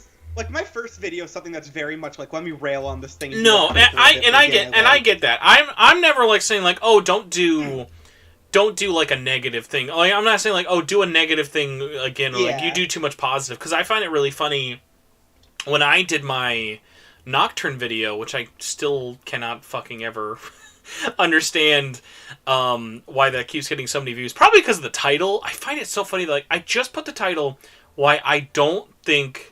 No, not why. It's why Nocturne is not worth $50. And I find it so funny how, like, the argument is so... You're so entitled, I can't believe you would say that to, like, oh yeah, I agree. But, like, I had people who were like, dude, you did too many, like, negative videos or whatever. Like, oh, that was, like, too negative about it. But it's just so funny of, like, criticizing doesn't mean it has to be... I hate this. Yeah, it's like there's a difference between it, because like just looking at my videos, I feel like I try to like be I don't actually try that thinks that would imagine I put too much like positive effort into it, but it's like I've done 2 reviews of games greatly ranging in terms of my opinion on them. I talked about Atlus killing games, which is. It's a shitty thing, so I'm not like really going to be very biased there. I knocked on Nocturne because I thought, hey, that really is too much money for the quality of the game it is. Another one is me talking about Steelbooks being weird and disappearing. But like a lot of it is just kind of like I'm talking to you about whatever's on my mind and other things. And obviously that's going to kind of change and ebb and flow in different directions with it. So it's like I'm always in the sense of like you don't want to just like be... I'm the positive channel. I'm the negative channel. Like, being one or the other never really works in one way. And it kind of sucks because, like, you see people who are in, like, those kind of, like, pigeonholes of, like, even without them knowing it. Like, looking at, like, certain channels, that, like, calling anyone out specifically.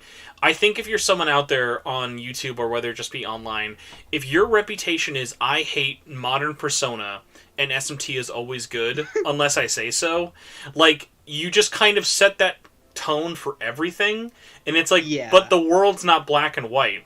There is just much possibility that Persona 6 is going to be worse than SMT 5, or vice versa. They could be equally good. It's just like, it's all so, like, nebulous until it's really there. That's why I always find it funny that, like, someone's going to be like, going back to the Strikers analogy, listen, if your biggest complaint with Strikers is, man, the cast from Persona 5, which I don't like, fucking sucks, guess what? They nailed their job. The cast of Persona 5 is the cast of Persona 5 in Strikers. Yeah, like, the character... From the begin with, they're at least still accurate to what they were. Yeah, so it's just one of those, like, things of, like, this is just what happens with a sequel. Yeah, we don't get that much with these series, but you just sort of have to know that going into it. It would just be, like, so weird of, like... I can't imagine if I went back and wanted to review like every old SMT game and just went in with the nostalgic goggles of, well, they're older, so they're the better games before they got anime-ified. It's like, no, they were just as much anime as they are now. The only difference is art budgets and like modern like reception. Yeah, that's the thing, because I always think back to, especially like my first video where, very much a, I guess, critical piece, but then I even made a joke about it, where 40-something minutes in, when she gets to the conclusion, I'm like, yeah, by the way, I didn't actually hate this. I just thought it was, like, the part I could criticize the most. And there's, like, an angry crowd. And then I literally got comments where it's like, what a ripoff. I get 40 minutes in, and then you're telling me you lied to me? I'm like, that's not what I said, but sure. Yeah, it's like, my biggest complaint with 13 Sentinels still isn't enough to knock it off of a recommendation. Like, I still tell everybody I'm like, hey, if you think you're into this kind of game, fucking pick it up. And the same thing. That's why I like the title of your video a lot, because what was it? It was like Vanillaware's best and worst. Yeah, game. it's their best and it's the best and worst that that studio has ever offered. It's the best in terms of their storytelling, and it's the worst in terms of their gameplay. And it's just one of those funny things of like, I like that kind of like challenge of when it comes to reviewing something of like, I don't want to just do the punny pun title, even though like I've done that before. I kind of want the review to either at least get a reaction out of you without letting you know what I think about it. Like another good example is, and this goes into the pun camp, with my Persona 5 Royal review. Like I had to think really hard about that one, and I literally picked like royally flawed because it's like it's a really great game. But, like, for me, there were just so many little things, like, I could never, like, push it over the, like, it's got caveats in so many, edge cases, whether it be price, content, locked out things, or, like, other things. But, like, it all goes back to the games that are the most fun to talk about are the games that you can criticize just as much as you can praise endlessly. Yeah, also Mako Tensei play 13 Sentinels. One day. But, yeah, I don't know. One day everyone will play 13 Sentinels, but that day's not coming. I got bad news, everybody. That game's not getting a Switch port anytime soon. Yeah. Well, we've got to get out of here. But before we actually get out of here, because I can't stop myself and I'm a glutton for punishment, have you actually had any, like, vent time to the public to talk about spoilery thoughts on Season 4? Because I thought it was funny because you did that really big video last year with Michelle for, like, what was it, like, ranking 1, 2, and 3? Yeah, it was just kind of talking through them. Like, have you, like, had any, like, time to, like, process 4? Because I find it funny for as self-contained as Season 4 is. There's a lot to it. Yeah, there's a lot going on. Like, I remember, and also, I'm just going to type it out here. Infinity... Oh, God, I'm not typing in the right spot. Yeah. Infinity spoilers. Leave. What book for spoilers? Or no, just all spoilers. Or else. Okay. So yeah, like the thing with it. Oh no, I was just like saying like my whole thing with it is just kind of like. I remember it was like the first or second. No, it was the second episode when you see the younger Amelia. Yeah. And I looked at Mary as they were both getting in the pod, which I find infinitely hilarious, by the way.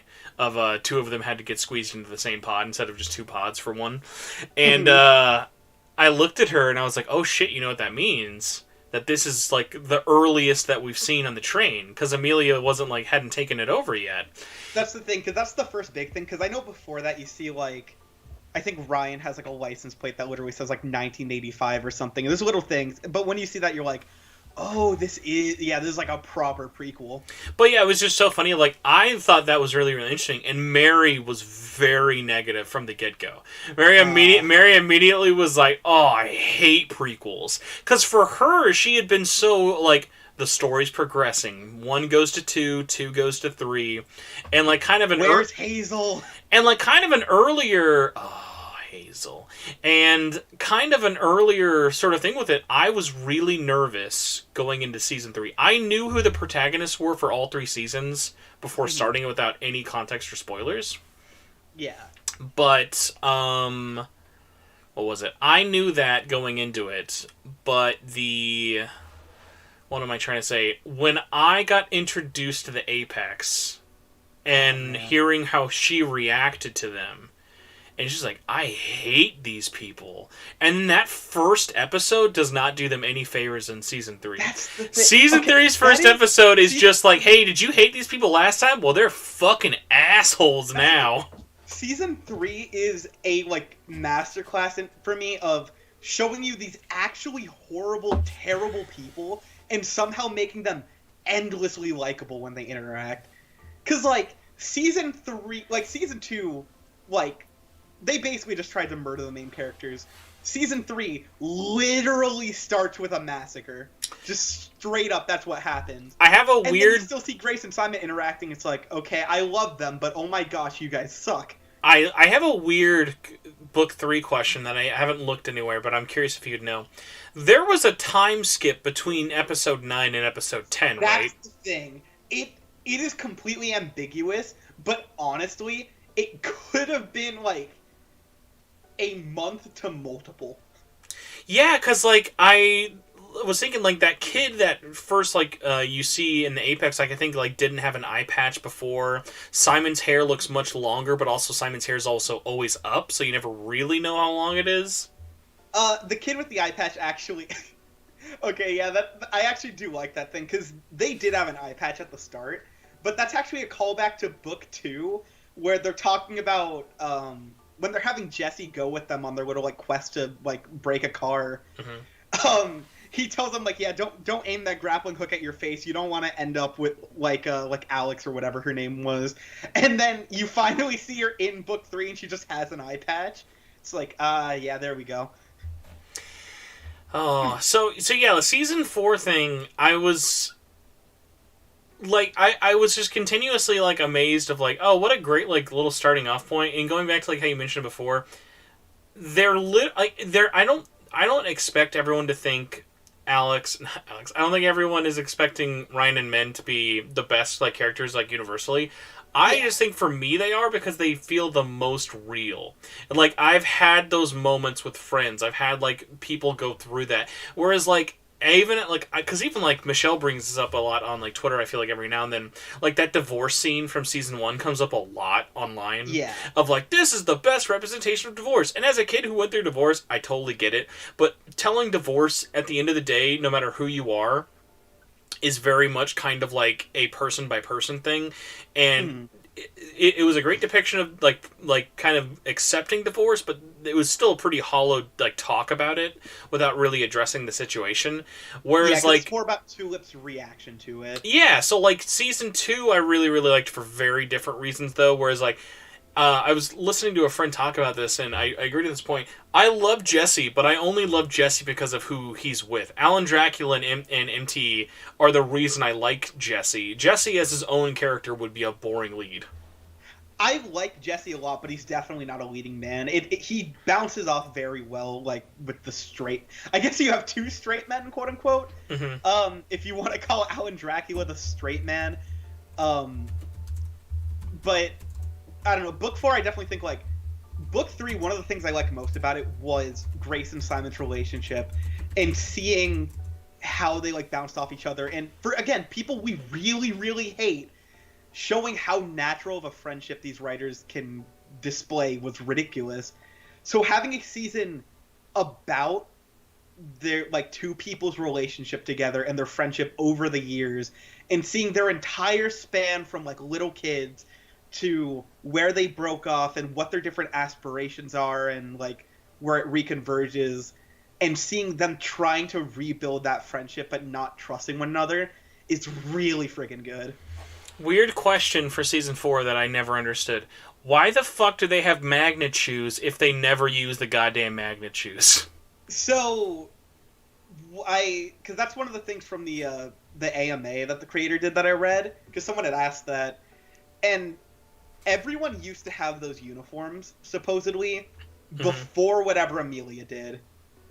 Oh, by the way, Season 4, the not showing, but kind of subtly hinting of Amelia slowly taking over is handled so well. I loved that. So, I saw people hate that. I'll actually go back in a second to answer something you kind of asked before, but like, apparently the shoes that Simon and everyone made for the Apex are basically leftovers they found that they retooled. But yeah, like all of that stuff, like those aren't normally magnet shoes. It's just Simon, I guess, tinkering with it. Well, I have a weird question that also another one I haven't like looked up, but I'd be curious what you think. Do the roach dogs have an actual name? Do you think, like, what would you call this? Gohms, apparently, like Gohm. So, like, is there a specific reason when Atticus dies that he turns into one? Does this mean when anyone dies that they turn into them? Spencer, now you understand what it's like to be an Infinity Train fan, because almost every question you've asked me so far, when asked by fans on the AMA, all you get as a response is, this was going to be answered in Book 5. Words can't describe how mad I was yesterday when I discovered that Alan Dracula was going to be in Season 4 for the party. It hurts. I would have been so happy about that. It makes total sense, because they change...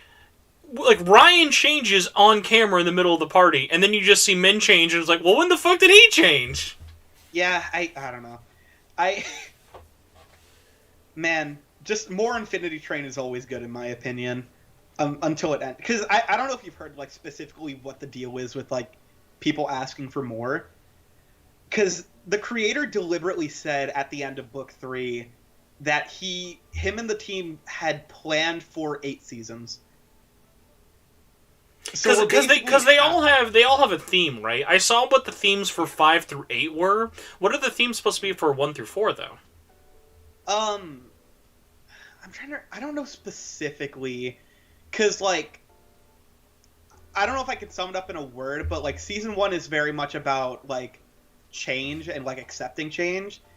Season 2 is about, like, self-discovery and stuff like that, and kind of individuality, I think is the best way to put it. Season 3 is...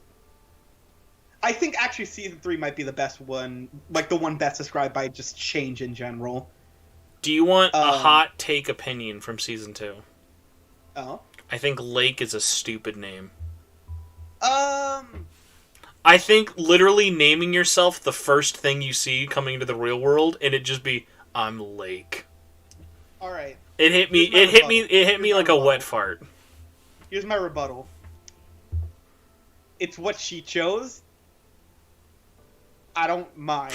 She deserves something. Give her anything. You live your life, MT. I'll say this also. I actually think what I really like about Season 2 and 3, I think it's funny. If it wasn't for Season 4, I could see how the argument is a lot more, oh, Season 2's better, no, Season 3's better. I'm assuming it was always that a lot in the fandom. It was majority either 2 or 3. But what's so funny about that is, like, they're very similar and also kind of different in the sense of, like, I can see you starting Season 2 and being like, God, dude, like, Reflection Tulip is a bitch for, like, no reason. Like, yes, your life is dangerous and you're on the run, but, like, literally you did it to yourself.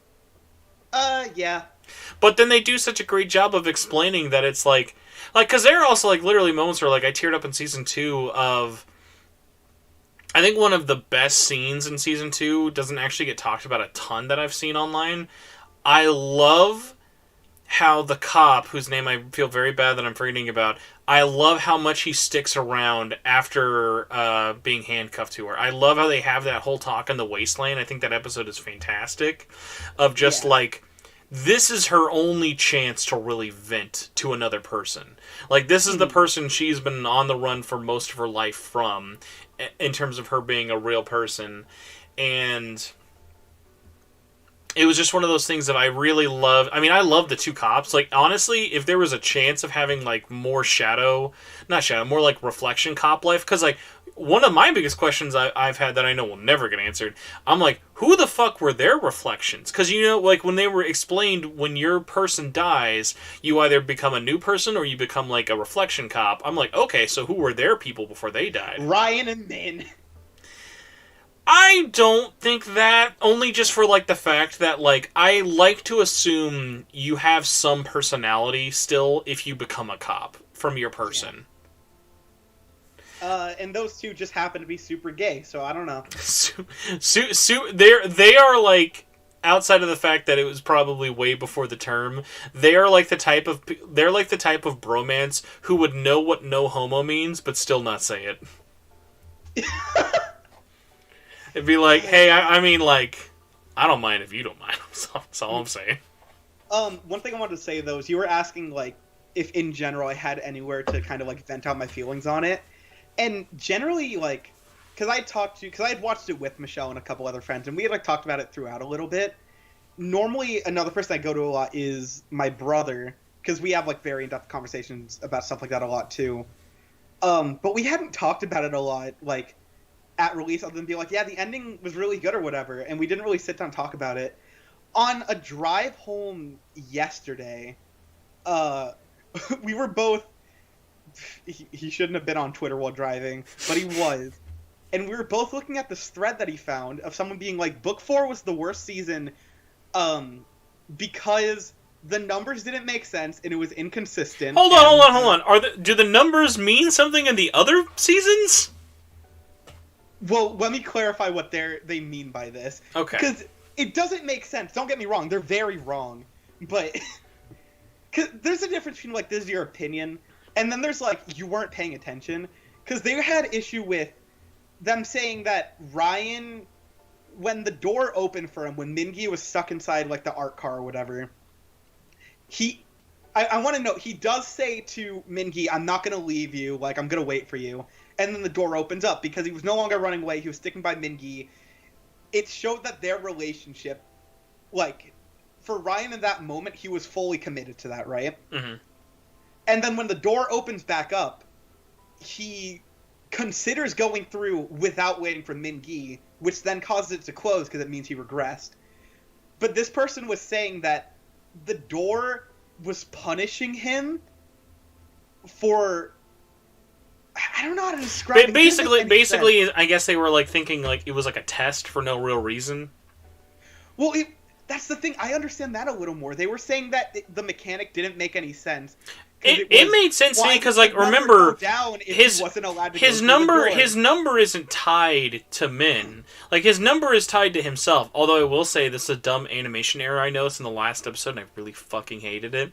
When Min's door opens first, and he's waiting for Ryan, he's like, hey, I'm going to wait till so we can go together. Like, even though I'm able to go, like, I'm waiting for you. Yeah. His number on his hand goes back to 202, and I actively hate it, because I was like, his number... Wait, why would the door still be there if his number went up? It was just one of those dumb little things, like, oh... But I'm like, hey, whatever, that's fine. Yeah, but so they were, like... They were saying... What the heck? They were like, why does the door open if it didn't want him to go through it? I'm like, no, he could have if he waited for Mingi. Yeah, like, his door also doesn't, like, his door isn't appearing because he's trapped behind the door and then it's, like, closing right away. Like, you have to remember, like, his door would still be open forever even if Min died.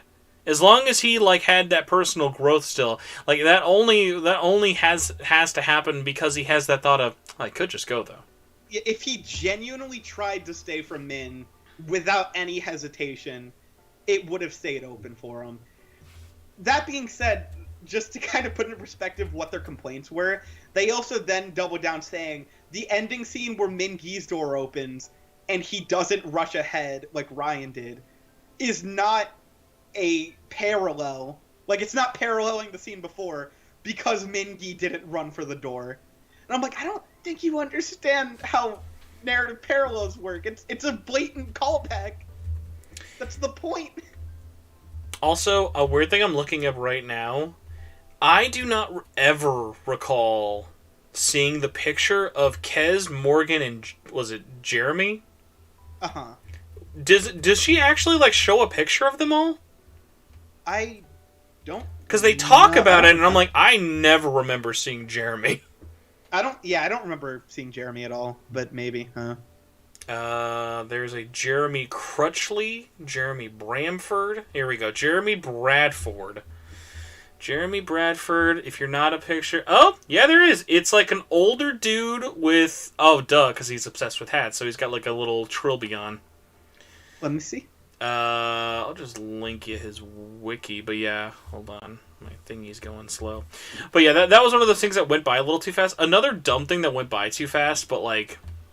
I'm not going to give that much of a hard time to. I could not get over how every time they said Kez, they said it so fast. And, like, literally the first episode, I thought her name was Kiss. Because they say Kez so fast that I'm like, oh god, like, I had to turn on subtitles for, like, the first time. Of like, I was so lost. Mm-hmm.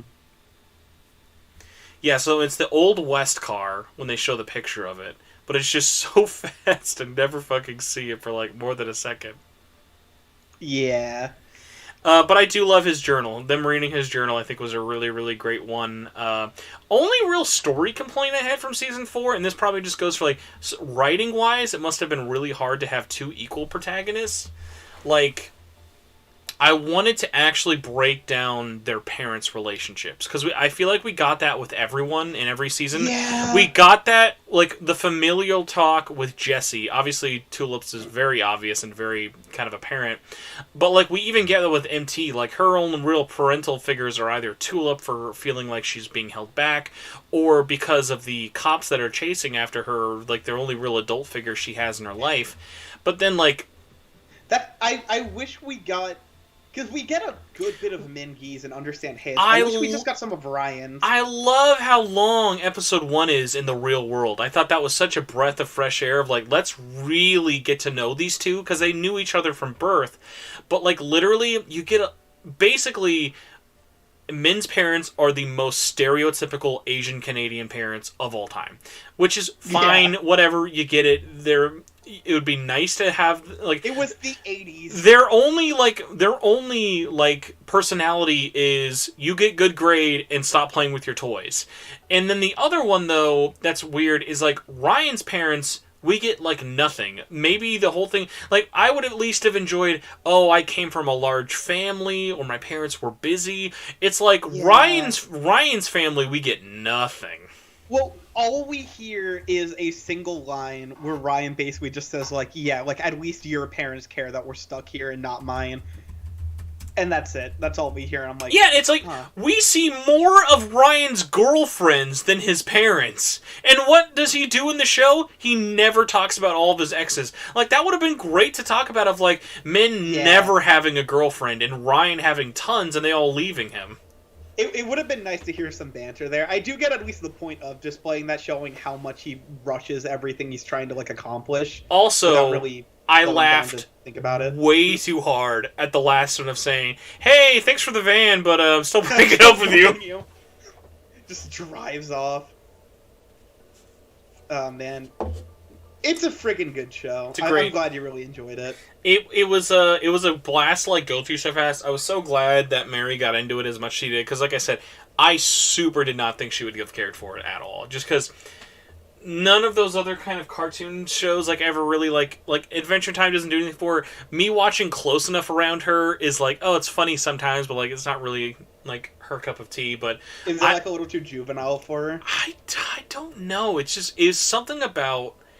I don't know if it was the characters, or, like, maybe, like, certain aspects of, like, relating to it, or just, like, the whimsicalness of it. It's so funny for a show that is so narratively focused. It also would work so great as, like, a Doctor Who episode Monster of the Week thing. Like, if you just did one car per, like, one episode, like, that could be its own season even if there was no story. That's the thing. That's what everyone thought it was going to be after the pilot dropped, and we were like, if we get this, we want it to be, like, a Gravity Falls style Monster of the Week, like, overarching mystery, but just have some goofy things happen over time. Which was why it blindsided everyone when it was actually an extremely short, focused narrative about, like, one character's emotional growth. And it works really well doing that. It didn't have to be that, but I'm glad it is. So I have to get out of here for realsies this time, so we're almost at hour 3. I'm going to say one thing, and I'll let you have a final thought. This is not going to be anything deep, but I've just had to get this off my chest. At the very end, when the portals open up, and Ryan goes to Kez and says, I don't know how to ask this, I was so ready for him to fucking confess himself and ask out a Belle. You know... The fact that he wanted to just hit her Belle had never occurred to me once, because they went out of their way to be like, oh, she has warm kisses, though. I'm like, are these boys horny for Belles? I mean, Ryan was horny for the cat. Can't blame him. Here's the thing, that's definitely, like, what they were, like, the kind of subversion they were trying to do, especially with, I guess, the setup with the cat of, oh, he wants to have sex with the Belle. But I do like that he had the mystery that, I don't know why it never occurred to me either, just because there are some things I accept with the show being this deep into it, but, like, yeah, no, he just really wanted to hit the Belle. I love that scene so much. What a great... Also, one of the rare things of doing a good job of actually... Not saying that the other seasons should have had a more finite ending, because I think season 1 and 3 have very sudden endings. Both season 1 and 3, when Mary finishes, she looks at me and is like, that's it? I'm like, that's it? Like, you just are kind of left in... Yeah, you're left inferring a lot, whereas, like, 2 wraps up very cleanly while still leaving a lot of mystery. I just love that simple thing of... They finally did a show together. They did the gig. They're in New York. So good. And it was just very satisfying. You know what? Like, a lot of people complain about Book 4 saying, like, especially since it doesn't wrap up anything from the prior seasons, per se. I guess we get the Amelia stuff, but people complain that it doesn't feel fitting as a finale. Honestly, I think this is kind of how the initial reviews, like, the official reviews kind of saw it, and I agree, is it gets to the core, the season as a whole gets to the core of what the train is about in a really good way. And on top of that, I think ending with Train to Nowhere is extremely effective as a closer. Mm-hmm. I think that song perfectly wraps up the show, at least for now, until we get Book 5, and it's going to be even better in, like, 5 years.